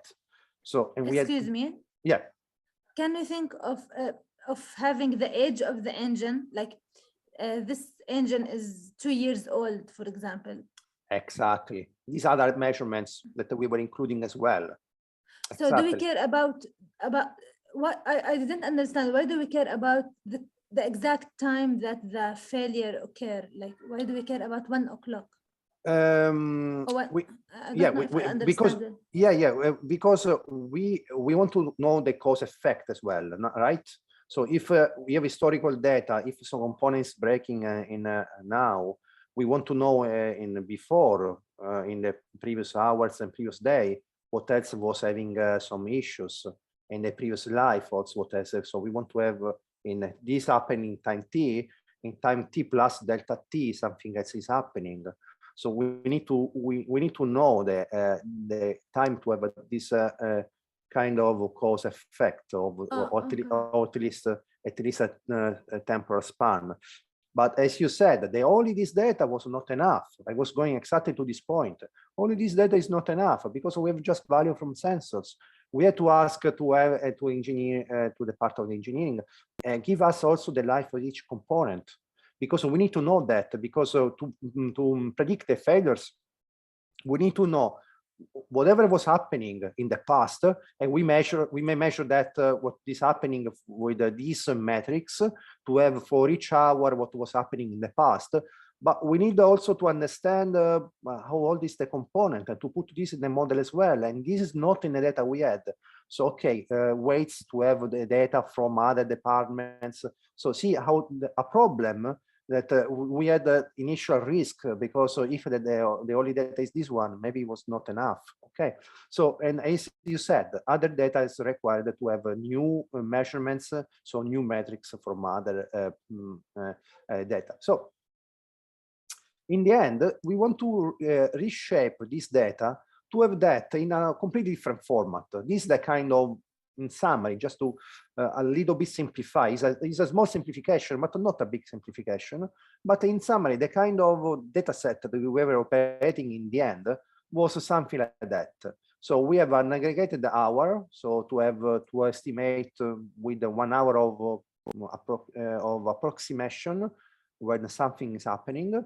We have many sensors, so we have 20,000 sensors here, which they could be eventually, we did, with the dimensionality reduction, with machine learning, all the information can be compressed instead of 20,000 columns in only few hundreds of columns. But originally we have for each sensor, we have that. And we have for each of them, we have the ratio defined before, okay? And then we can measure whether the component is failing or not. Right now, the important component we want to track the evolution. So this was the kind of model, including also the information of how old was the component. Was another column that I was not including here, but yeah, it's a little bit of summary. But just to show that the data that you can see here, this data, so it's a completely different data that we had originally, which is this one. Okay, so what's our job to build this final data set from this? So the kind of story that we may want to sell to our students, that want to communicate to our students, that this is a kind of, nobody's telling them how to do that. They need to be creative in doing this. And they need to have a clear hypothesis, because this data set is guided from the hypothesis we initially have. For a specific hypothesis, there is a specific shape of data that we may want to have. Is all right? Or do we have questions about this? Excuse me, can you go back to the slide where you found the ratio? Yeah. Can you explain what information you will get from this ratio? Yeah, from this ratio, so let's go here. Please. Let's go from this plot. The plot is here. So let's imagine this is an hour, or this is a time span. Let's say time span. Don't talk about hour, time span. So what can we say in summary for this component? The first one, tag 192 FAU, so which is indicating a component. We may indicate that there is on this time, in this time frame, everything was going all right. So this is the only information we care. 0% of 0% of anomalies in this time span. What is the kind of information we collect from this one in the full hour instead of having individual readings? We had that there is in a certain extent, maybe 5% of the time, we had an issue. So for this one, for this feature, we just say 5% of the time was an issue. If we say 5%, it's the only information we care. So we are trying to compress all information with what we care, the percentage of time when we had an issue, and we can do this over and over again for each component. So each component from the original data, which is this one, we are taking just the amount of the ratio time where we from the readings we had an issue. So to have something like this, that we have for each component, we have for each hour. So in this hour, we had 2% of issues, then 1% of issue. And to have the historical sequence of issues or kind of anomalies, we had for each component over time for all the components. So this is the kind of information we are having. So this is a way to have to take all the individual information every second, which could be not informative, in something that which is more informative. Got it. Thank you so much. Yeah. Okay. And okay, so this is a kind of model we can provide. So doing this, as you see, I said that this data processing is requiring 80% of the time. What was very hard it was a lot of tons of data. To transform the data was really not a quick job to do that. So it was a really hard part. And this is the part, once again, I usually stress the students, they need to care a lot. Because I see most of the students, they have some data, they start analyzing the data they have. And they say, wrong. Why the data? You think to be so lucky to have just the data in the format you need? You don't need to do any feature engineering. Align the data to your hypothesis, as an example. So then provide them to machine learning. So, machine learning model. So this is a problem where we want to understand here to predict that. So now it's quite early. We have not done that. You may do this with, I think, with Professor David when he's going to introduce you machine learning. So this is a classic machine learning model. It's about prediction of future value, knowing the previous values of other sensors. So we plug that in a neural network. So a neural network is a complex machine learning model having different neurons. Neurons are simple mathematical function. So each neuron is doing a simple operation and they're connected to each other. So the basic idea is to emulate our brain when we have human neurons that are connected to each other, they can activate each other, etc. So this in the artificial neural network is a mathematical function, very simple functions. They may do, for example, only addition. They add, they input, and they output something if the value they have an input is above a certain threshold. That's it. This is what each artificial neuron does. So it's a very simple function, but all of them are connected in some way that the output could be very complex and may understand the pattern from the data so well that they can do predictions. Okay, so this was plugged into a neural network to have some predictions. The predictions now we didn't have any problem on the bias in the data because sensors were collecting all the times everything. So we were not in a position to say, okay, we are in a lucky scenario or in the unlucky scenario. Fortunately, sensors were collecting all the data. So the only thing to see is whether these predictions made by neural networks were accurate enough. As you can expect, was a lot of accuracy very close to the time, which was decreasing over time. And then they need to have a kind of cutoff threshold to say, okay, above this day, the model is not accurate, and when we get closer and closer, is more accurate, but we have less time to intervene. So yeah, this was in short the kind of industrial project where I want to show the important part about simple hypothesis. Was a very simple one, was a very intuitive hypothesis that some components may lead to shorten the life of other components. The engineering people, they were supporting that. They say, yes, it's very obvious, but using data, we can understand from data in a quantitative way. So how shortened the life could be by using data, using machine learning models.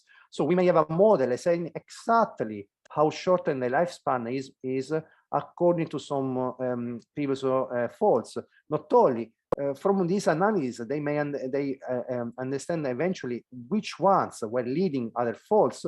So, and to go to plan in advance to say, okay, this component, as long as there is any alarm that is not going very well, we need to repair this, even if it's not strategic important right now, but it will be strategic important in the future, because from our data, we see that this one is the one shortening the life in the long run the most. Okay, so this is the second part. Do you have any other question on this? Just final question, please. I want to ask about the historical data. Excuse me, I will ask again. For the historical data, do we, for this type of problems, do we usually get the data from one engine or from several engines from the same manufacturer? They had several engines from the same manufacturer. They were producing engines. So they were and they had several ones that were the very same from the same manufacturer in this case. And Thank you. yeah. Still, just to say something, that what's a big challenge.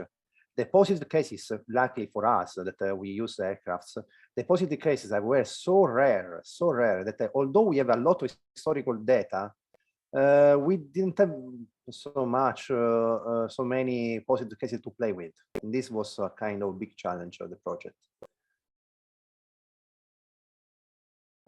Thank you.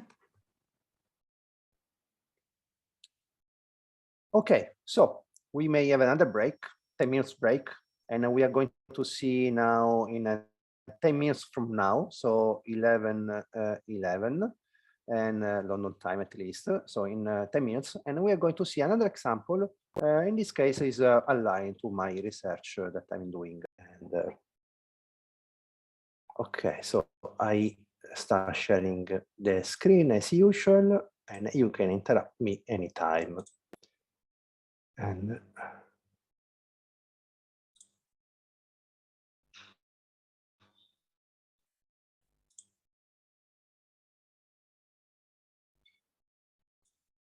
I received a question from you. Is worth to use ensemble or models to measure accuracy, especially when data changes over time or under different situations, or is better to stick with one or two models? So I received this question about ensemble learning. So ensemble learning, so just to, before starting the session, I answer the question. Ensemble learning is a technique for machine learning when we use a variety of models to do predictions. It's useful to use ensemble learning on some conditions. So the models that we want to use, they need to be uncorrelated, and they need to have a lot of variance. So in other words, if the model are consistent, are all the same, imagine imagine to have a variety of people having different opinions, right? If we do an average of them, so this is an example, we have a multitude of them. And we want to understand to the prediction. What we may do to ask each of them to do a prediction and then to take the majority of the cases. So if the majority of people say something, agrees on something, this is what my prediction could be. And usually I make this example in the class. I make the example of showing them very quickly different shapes in the board. And I say, how many of them are there in the screen? Count the number of shapes you see. And then after a few seconds, very quickly, I remove the screen so they have no time to count each of them. And then I ask each of them individually, try to guess. And I write numbers, what do they say? All the numbers. Then I average the numbers. And most of the times it's working quite well. Most of the times, the average number is quite close to the actual number of shapes I show in the screen. So this is a kind of easy, quickly way to show how the ensemble learning works. So we have a variety of models, and this variety of models, they make all of them make a prediction, and then we average the result for them. It works, however, under some assumptions. So there are some mathematical properties, and behind that, the assumption is that models are not correlated each other, because if they agree on something because they are correlated, it's the same that we are in a biased situation. We are asking an opinion about people having all of them the same opinion, and they need to have a big variance. So there is some property about a machine learning model that I'm sure that Dr. David, the Professor David is introducing you, is about a bias and variance of a machine learning model. Variance means that when the machine learning model, a small variation on the data may have a completely different way to the predictions. So if we have a multitude of models, each of them is having a certain number of bias, we can average those predictions, and in average this average number is doing way better than each individual model. So ensemble learning is a reality. It's something that is used a lot in machine learning, but it's not used everywhere. It's used under some mathematical assumptions. And we need to use to know. So we need to know those assumptions before using the ensemble, just to answer the question I received by chat. Is that okay? Okay, so let's go. Yeah, let's go to the session. So about my research, so you know a little bit better what I'm doing, because what I showed that this industrial is just was one-off, but I see myself more as a researcher than as an industrial person working on data science. So I work a lot, as I said initially, I work a lot on using data to understand human behavior. So how we behave in our world, how we behave in the online world. So using any online platform, and how we behave also in the offline world. As an example, when we are in the cities.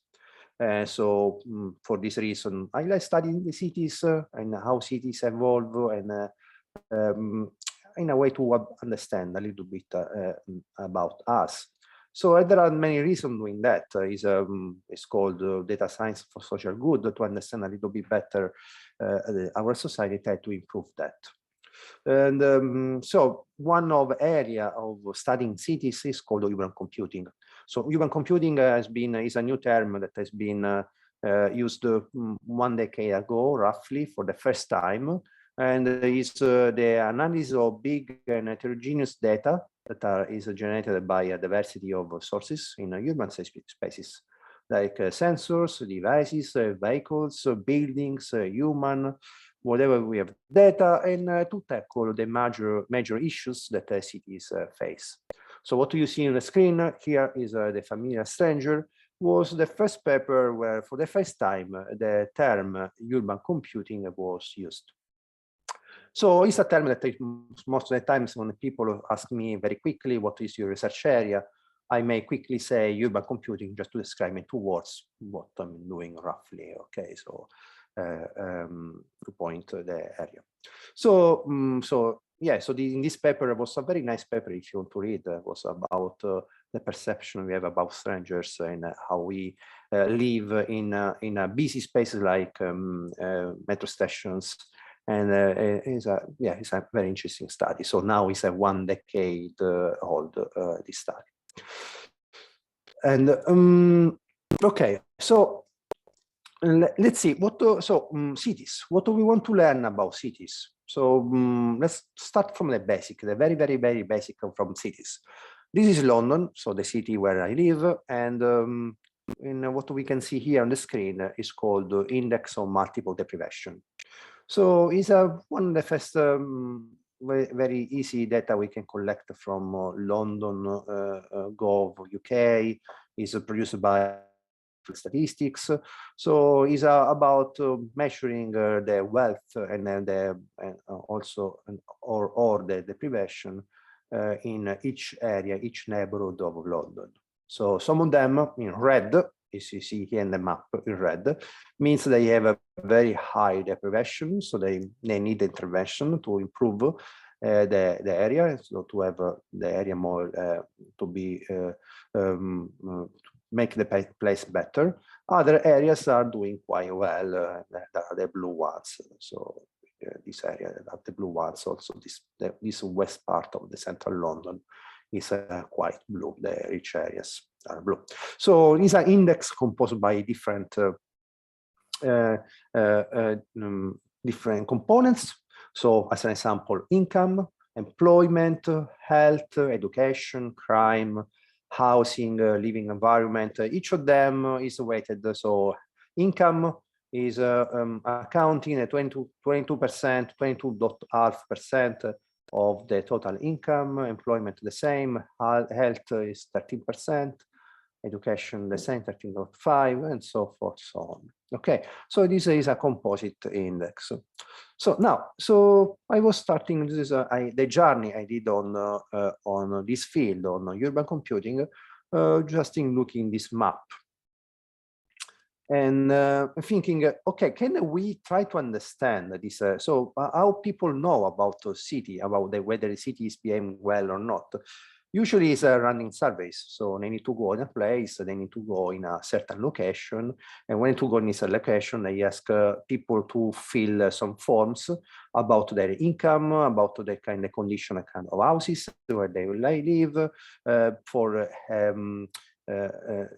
housing, so yes, living environment, they have some sensors to understand the air quality, crime, they ask the police about any kind of report about crimes, health, they see they from GP, data from GP, they understand also the health, they try to build this map of the city, which as every 4 years we have a new map, a new index of multiple deprivation. So the question is, can we have a real-time monitoring of the city? So can we use the data we have, the data we generate every day from internet, from social media, from everyday internet we have? Can we build this map in a real time? So why having this map in real time? Having this map in real time is very useful because we don't need to wait every 4 years. So if there is a new area that is struggling a lot, we may see right now that is struggling and intervene now, and not to wait 4 years and then intervene after the map is ready, and then having a delay when intervening in the city. So this was the original idea. So can we have a real-time monitoring in the city in a way to see real-time whether every area is doing well or whether every area is needing some intervention? So which kind of sources can we look at to have this kind of informed clue? So Excuse me? this, yeah. If you want to do a real-time, if you want real-time data, you need social media like Twitter or Facebook and analyze people tweets or something, right? This is also an option. Yes, this could be also an option. But if we go to Twitter or Facebook, we don't know the location. We may know it's London, but where in London? Okay, Maybe so the API. So did you mention how you get your real-time data? I'm showing that. I'm showing now Okay. the data that I'm using.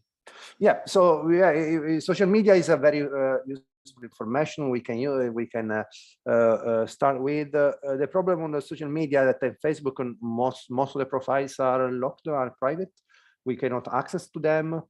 Few ones are public, and also if they are public, there is no geolocation. So there is a person that, as an example, my profile in Facebook says, I live in London. That's it. We don't know the area where we're living, so we cannot go to understand if this area is doing better than this other area. This is the kind of challenge using just only social media area or social media content.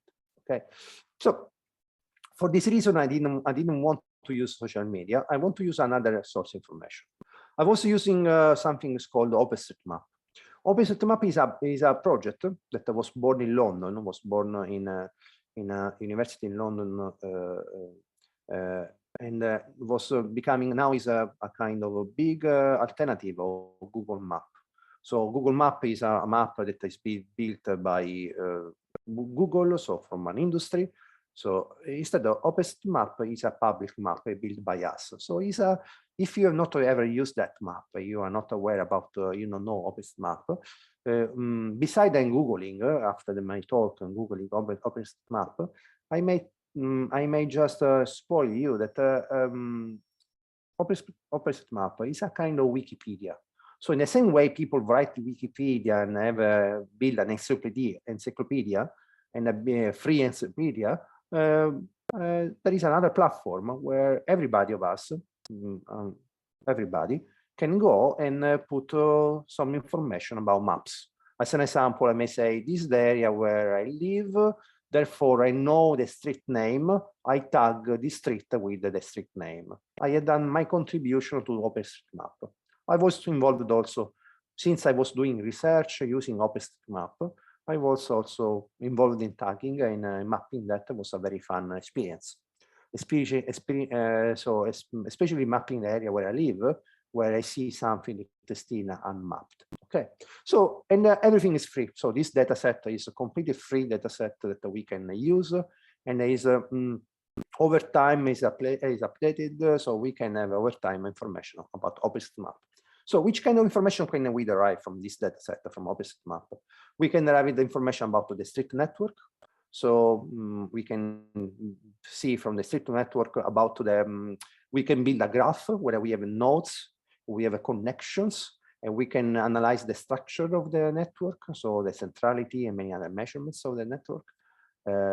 We may have housing, so all information about housing is in OpenStreetMap, and people are quite prone, especially people using this platform, are quite prone to put detailed information about the housing, the kind of house, and so we have this information, and we have also information about human elements that are present in the city. So an example are called POIs. So point of interest in the city, like Caribbean restaurants, African restaurants, golf course, gastropubs, farm, parking, whatever is there, and whatever we can contribute to put in the map if it's not still there. So these are, and these are geolocated, so we have information in every part of the city about that. So this is the idea. So we may correlate this IMD index with the OpenStreetMap to understand the kind of street network, the kind of housing, and the kind of point of interest that are correlated with more or less urban deprivation. In a way that, as an example, if area is changing and we see that very drastically the shops are changing, and we can monitor that from OpenStreetMap because people, as an example, in London, there are a lot of contributors in OpenStreetMap, and it's a very accurate map. So we say that we see that the city is changing in a certain way, there are certain kind of shops. We may derive from this analysis that is maybe is leading to a change of urban deprivation because there is a correlation between it. So this was the rough idea. Okay, so we did this correlation for multiple things. So using the urban elements, using the housing, using a street network, and we found interesting pattern. So this was for London. We found from Greater London, from Greater Manchester, from West Midland, we found these different patterns. As an example, we found that there is a presence of some POIs, usually statistically, not every individual time, but statistically, are more correlated with the higher deprivation, and other point of interest instead of correlated with the lower deprivation. And so this is an example of what we found. We found many other things related to the street network also. So this is a kind of analysis that this was my first involvement about urban stuff doing this kind of studies. You can see some publications here. So these are all the publications relating this topic. So there are different ones because in some publications we were using the street network, in another publication we were using instead the point of interest, and other the housing, and so you may read that something if in case you are curious about this kind of research.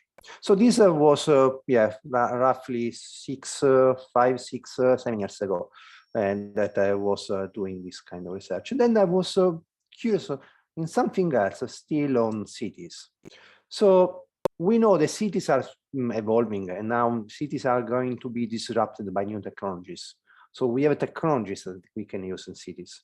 Technology like TaskRabbit, where we can ask a friend to do a job or somebody doing a job, and we pay the job. So we want to, I don't know, somebody fixing the house. We can ask somebody in TaskRabbit, by app this person arrives. There are some reputation, so there are some reviews on this person. We can see from reviews if we can trust or not. Person arrives, does a job, and leaves the house, and we pay using the app. We may go to sleep to some strangers using Couchsurfing. Again, using the app, we can be in contact with strangers. With the Airbnb, again, we can find accommodations which are alternative hotels. BlaBlaCar, we can move and do a journey, do a short car trip with strangers using the app. With the Uber, there is more professional people doing for job, but it's still is on the umbrella of sharing economy. So the idea is the idea that many people had is why not having apps in a way that we we interact with strangers, and maybe to return back what we were doing in the past. In the past, in the small communities, we were trusting in strangers because the community, we were trusting communities. Now cities are becoming bigger, bigger, bigger. We may lose the trust on the stranger, but what if we bring an app, and the app is some scores because everybody is leaving reviews, so we can trust a stranger again because there are some scores, so we can use technology to again to reconnect with the stranger. So this is the original idea, or at least the romantic idea behind the sharing economy. In the way the sharing economy is going, reality is a different story. But this was the kind of, at least the romantic idea that we had in the past when proposing new systems. So the problem is, if we have those systems in the city, there are new systems. We didn't have them in the past. We are just having right now these new systems, how to regulate them. So what is the best way to regulate them? And on this way, there are a lot of people who say, okay, we should regulate in this way. So there are many people, many different opinions on this. Something could be even divisive. So there are people that want Airbnb in cities. They say, yeah, Airbnb is bringing tourists in cities.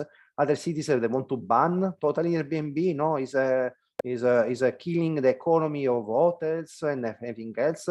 We need to ban. The same for Uber.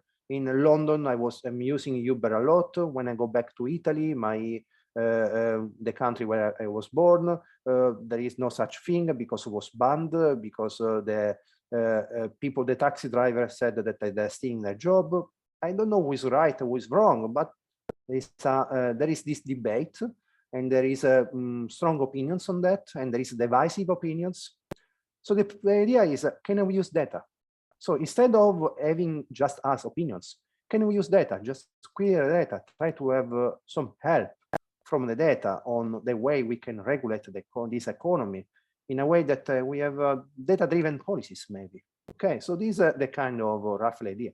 So I was focusing on Airbnb in the last years to understand a little bit more from Airbnb data, whether Airbnb can is leading to a kind of development in the city, is generating a sustainable tourism in the city. So there are many different questions we can ask to Airbnb. So again, Airbnb is a platform that I've chosen Airbnb because it's a very divisive platform. I know there are many people that are very, very in favor of it. I know personally also many people are very, very against it. So it's very, very divisive. I don't have an answer. I am a data scientist. So, okay, let's use data to try to understand whether we can, what we can find from Airbnb. So this, I was starting producing some visualization. This was my initial journey to Airbnb data. So it was 2016 that. And this is a paper that is starting a new journey on this, so it's now receiving likely very good citations. So starting for visualization, again, understanding a little bit of understanding the domain by visualization.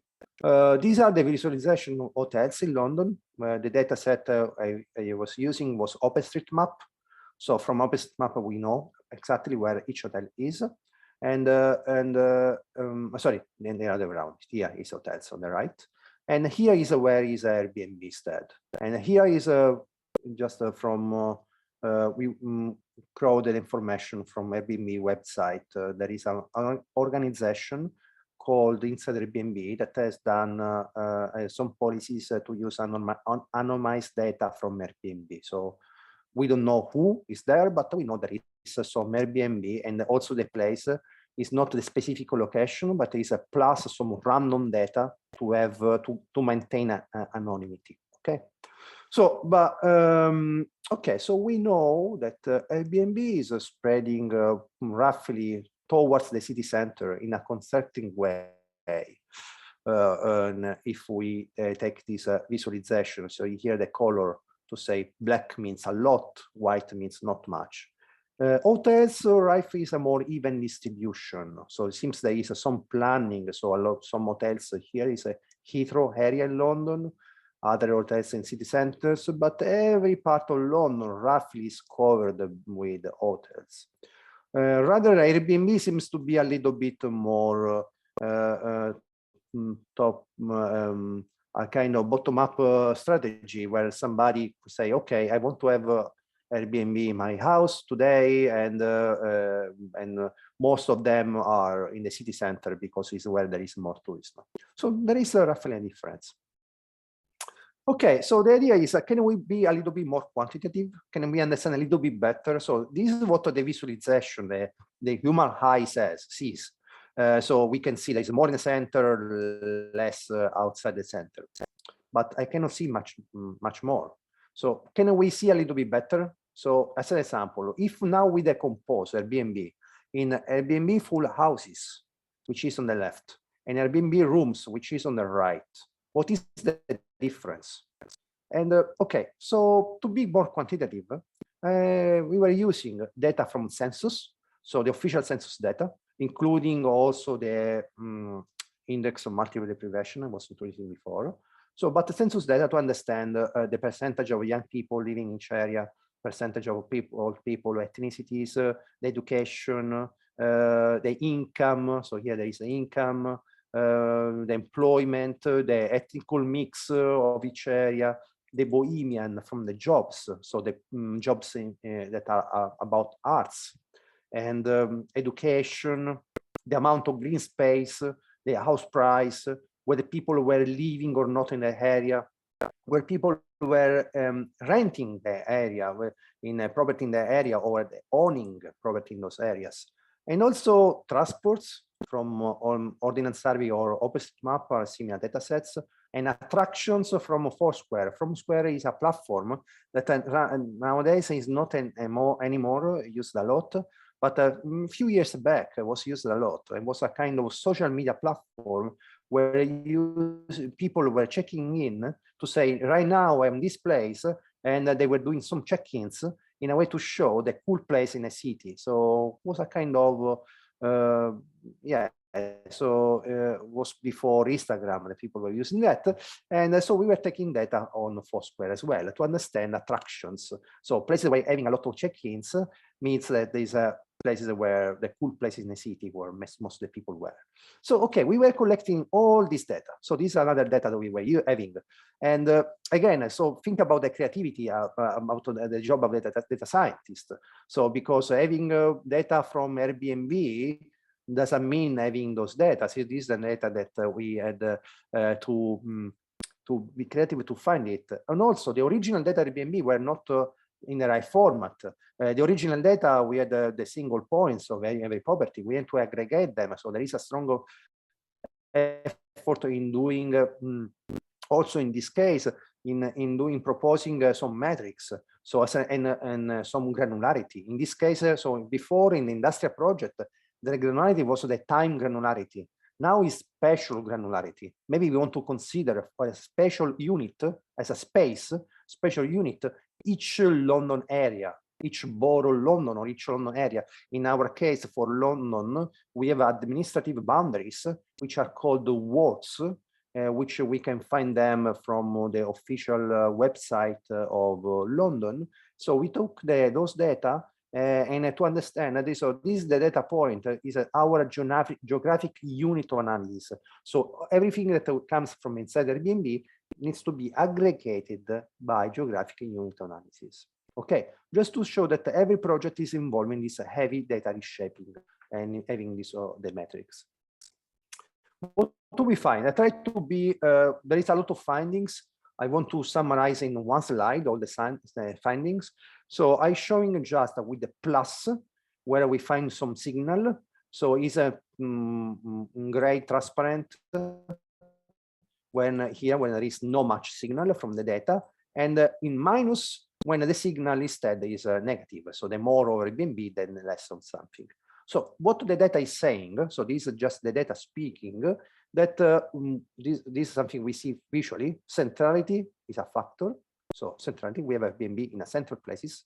but also is a factor attractions.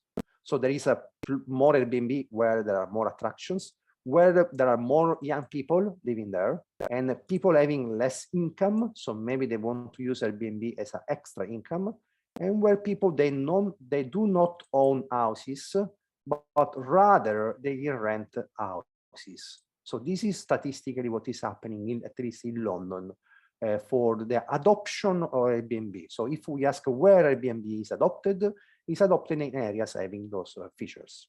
We can ask, we have historical data. So we have data from Airbnb from 2010 until today. We can track also the evolution. So is this, those components the same over time? So every year is the same, or over time, the platform is evolving, is going to new areas, and which are different from the previous ones. So we did the analysis over time. And now you can see those arrows. So if you see a red arrow, means that the contribution is decreasing massively over time. If you see a green arrow, it means that the contribution is increasing massively over time. If you don't see any arrow, means that this over time is the same, roughly the same.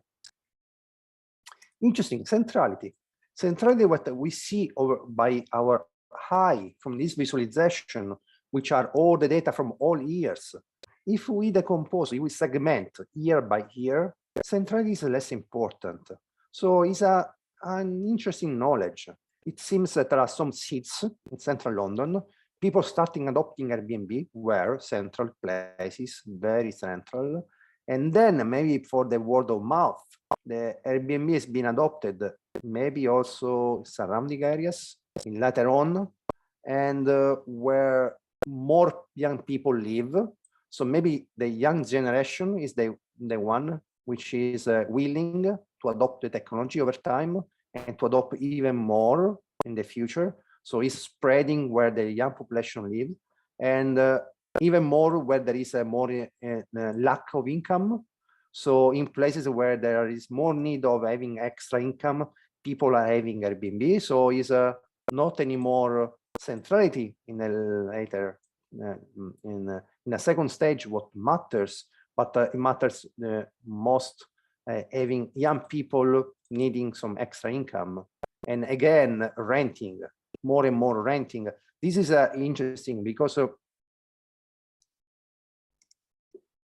from the legal point of view, subletting is not allowed from the legal point of view.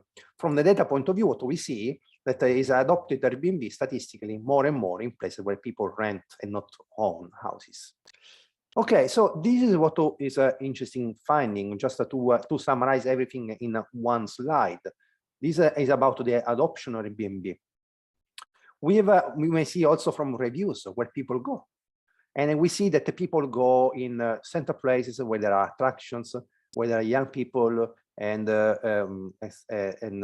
also usually places where there is renting. And this is not changing over time. So tourists, they want to go in the same places over time.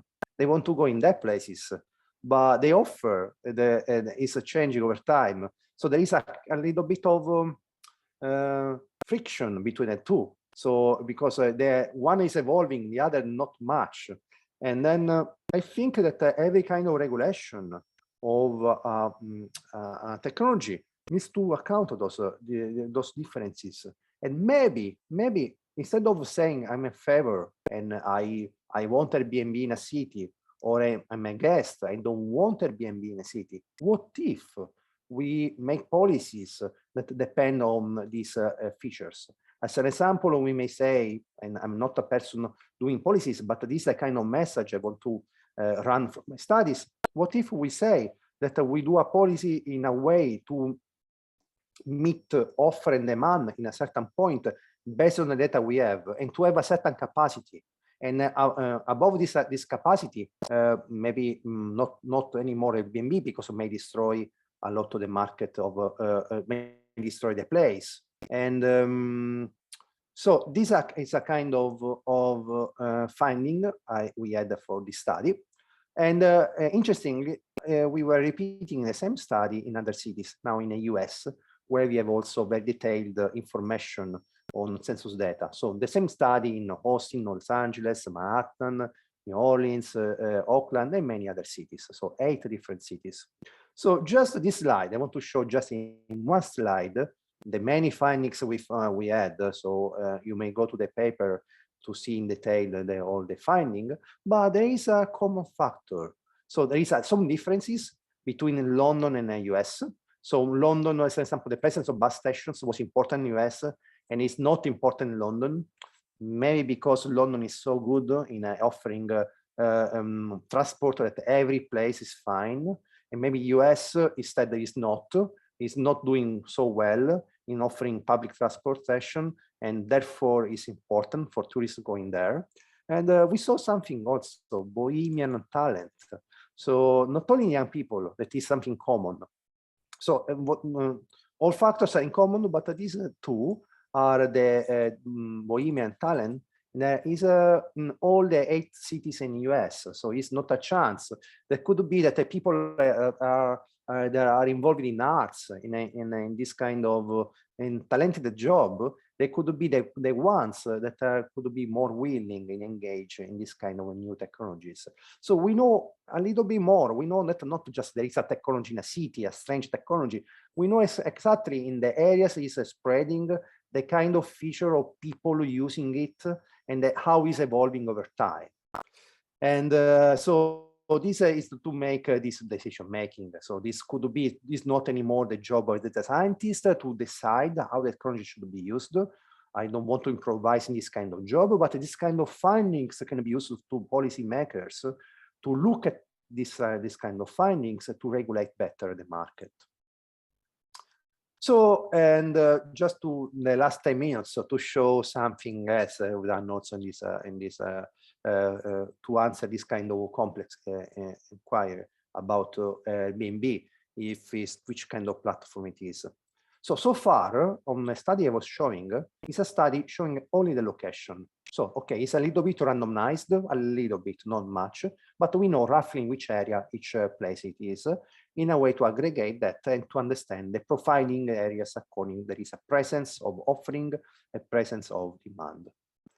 That's it. But we have a lot of more data about that, especially unstructured data. So data about reviews. So we can, so these reviews like this one.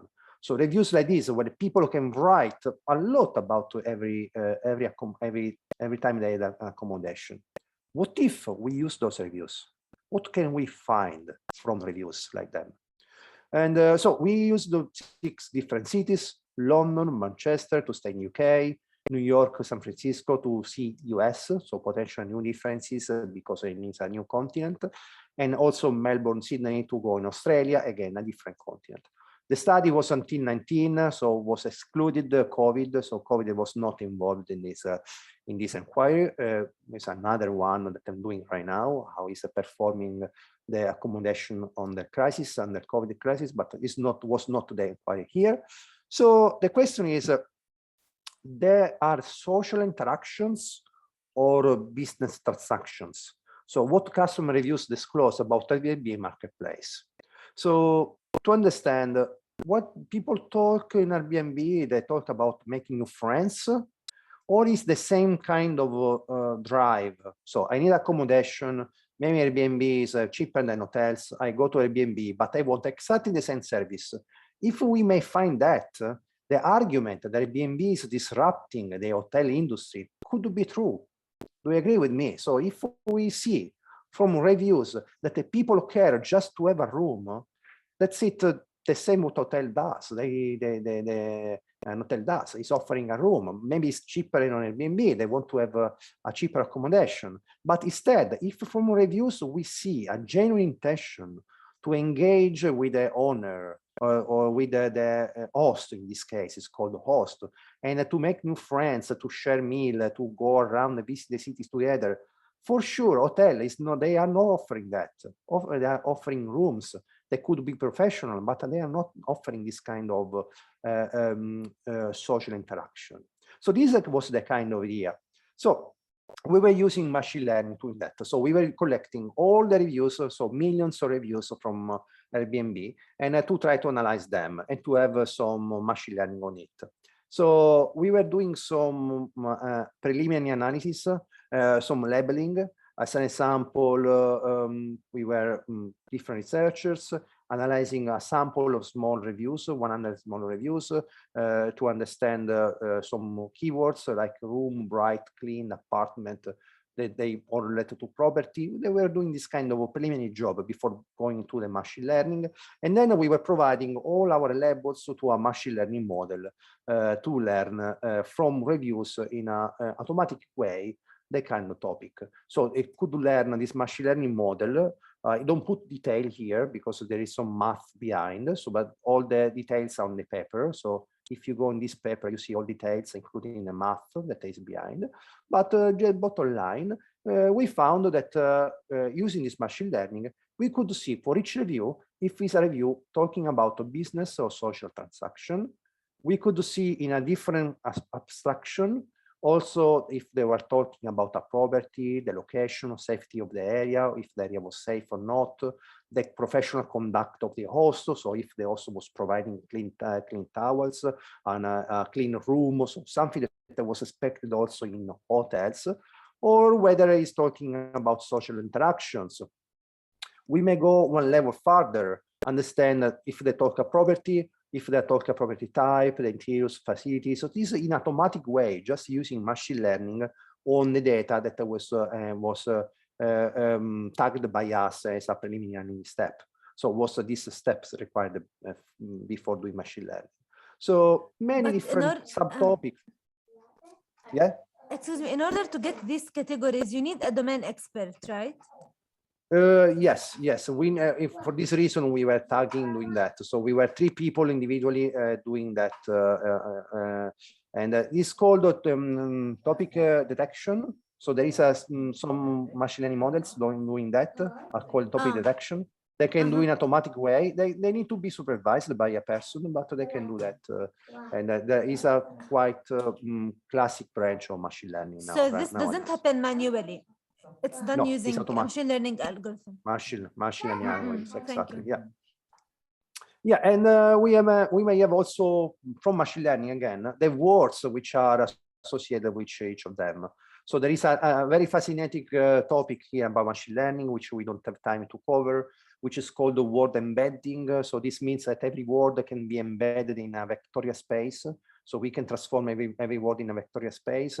And this vectorial space has some fantastic properties. So we can do addition, subtraction in this vectorial space, maintaining the meaning of the word. So in case you want to read something, the name is a word embedding, and there are some, there is all the explanation in the paper. So in case you want to know a little bit more. So, but this is the model we were using, this word embedding, to know the context of each word. Okay, so now let's imagine we have this model ready, and we apply to Airbnb reviews, to the millions of Airbnb reviews that we have over time.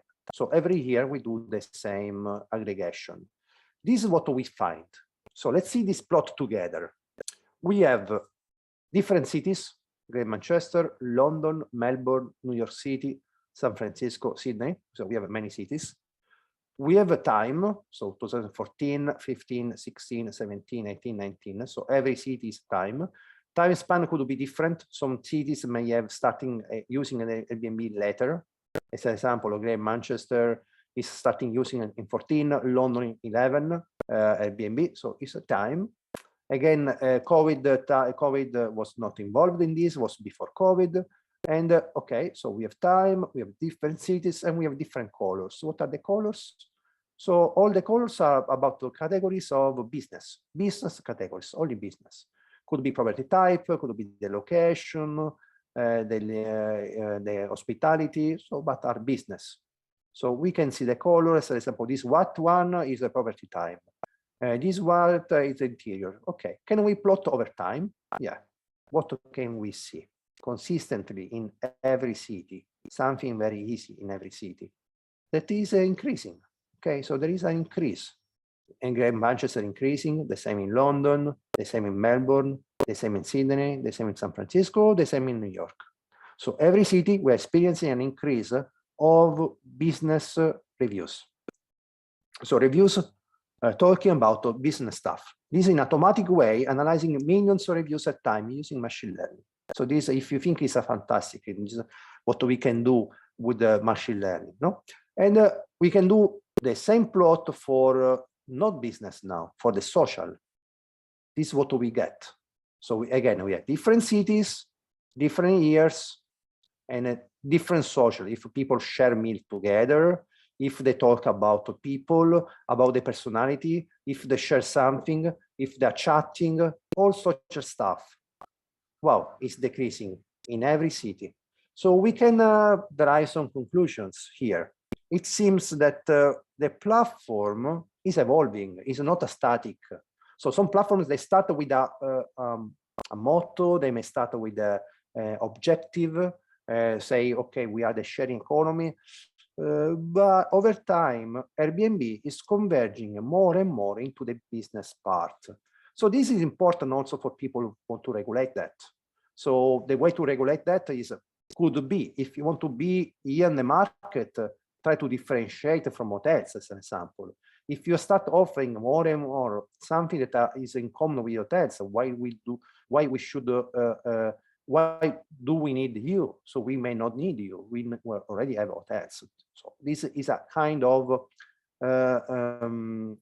arguments we may try to have with the people having decision-making city planners, at least. I don't want to improvise in that, but we can offer tools to them to have this kind of discussion.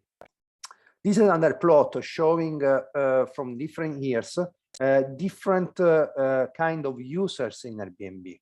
In every platform, we may have innovators. So are the people that are starting and adopting the technology straight away. So Airbnb was adopted in 2010. The first young people starting using Airbnb. We have early adopters, people arriving later on. We have the early majority. Is everybody else starting using Airbnb because it's already an established platform. What do we see here? If we build a social score, and the mathematical way to build this social score is, again, on the paper, is a metric, so it's a way we're measuring the social. But if we build a social score, means the propensity of talking about something social, we see that every year, something consistent. People, the innovators, the people having joining Airbnb back the time, they are way more social than the people join now. So maybe Airbnb was started with a motto to say, okay, let's do the sharing and to talk with the strangers in a way to interact in a like a family. But it's evolving. People join later on. So these early adopters had this vision, but people joining later on may have a different vision on the platform. So these are an excellent tool to understand how the platform is evolving over time. And we can see also from this plot in how is the social adoption in the city. As an example, 1 is close to the city center, 0 if we are far from the city center, and the more we approach the city center, the less social we are. So suburb areas, which are the ones having less demand, are more social than the city center. Okay, so in every city, there is a negative slope. Okay, so these are kind of summary showing how I'm using machine learning and data science and the scientific methods, again, the scientific methods we were talking together to make sense of the data and to tell story to people. So here is the story that we want to tell to policymakers in a way to regulate this economy. So, here, sorry, this slide, in case you take notes, in case you want to read a little bit more about the slides. So the first I was showing this social, the first is food benefits from sharing economy Airbnb. So is the study was showing about Airbnb maps and how it's adopting the city. The sharing economy about sharing at all, a linguistic analysis, and social interactions of business transactions, is what I was sharing now. So there are all details on the papers you can find online. So on my webpage, you will find the papers in case you are interested. Contact me. You have my mail in case you want to contact. So just to kind of journey I'm doing a lot of studies also, the content of Wikipedia to understand how people behave in Wikipedia, to also how the edits are evolving over time in things which are relevant nowadays. So the quality of content in an era where there is a lot of fake news spreading, the climate change on Wikipedia, how they are evolving, if there is momentum to keep sensibility about climate change. Again, to understand Airbnb after the pandemic, how the city is responding to the pandemic from the point of view of the hospitality, how the hospitality is useful to make the city to recover from big strikes like a pandemic, to see crowdfunding platforms like one is Kiva, which is to donate something to the third world, so people would need something, or Kickstarter to launch new projects. So to analyze the language, to understand how those platforms are evolving, if they're evolving in the right way, to help people in having their money they may need. Medical data, to understand from medical data we have in England, how other diseases, not only the pandemic, are spreading over time, and which are the areas of the city which are having the major impact. So these are the kind of studies that I'm doing right now as a researcher, as a data scientist, and which I enjoy, and I think I hope they have an impact in making our society to be a better society, at least I hope. Okay, so this was the last part. I don't know if you have any question about this, if you enjoy the session. There is a question, yes, go ahead with the question if you have questions.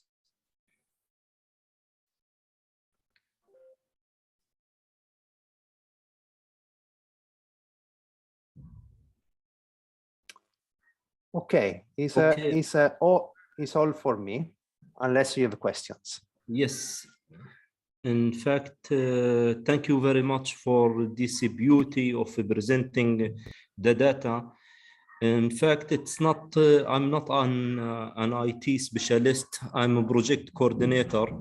And I would like to ask if any other specialty can take such courses, like, for example, the engineers, mainly the industrial or the people from the management.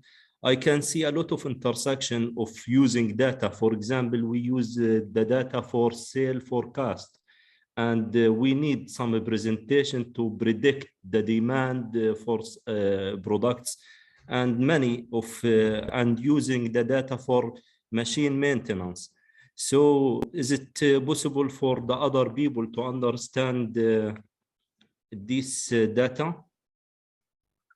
Yeah, so this is what you are saying. I think it goes into the domain of business intelligence. So business intelligence is the field of study to understand how can you use that data to make a business to work better, to make the right decision of business. So compared to what I was showing everything about data science. So data science is more being a scientist. Business intelligence is for the scope of the business. So it requires some skills about IT, so skills about programming, not very, let's say, not advanced, the very basic of programming. And there are many tools to learn on this. So there are tools like, so there are tools, so the classic ones, if you want to program, again, are Python or R. So in case we want to program, but there are also some other tools that we can use without much programming. So there are people doing even business intelligence with a good knowledge of Excel, Microsoft Excel. Is not for a data scientist, but for business intelligence, it goes very well. Could be Tableau. So Tableau is another tool that is very, very used. Power BI is another tool that is used for this. So usually people, they want to have this domain about business intelligence. So using data for the company to make the company to work better, because they want to extract trends And this is the kind of tools they study. They are quite easy to use. They are very user-friendly.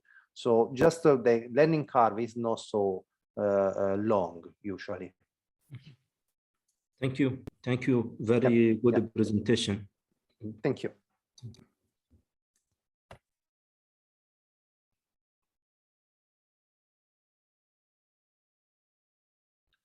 Okay, so I may stop recording if there are no other questions.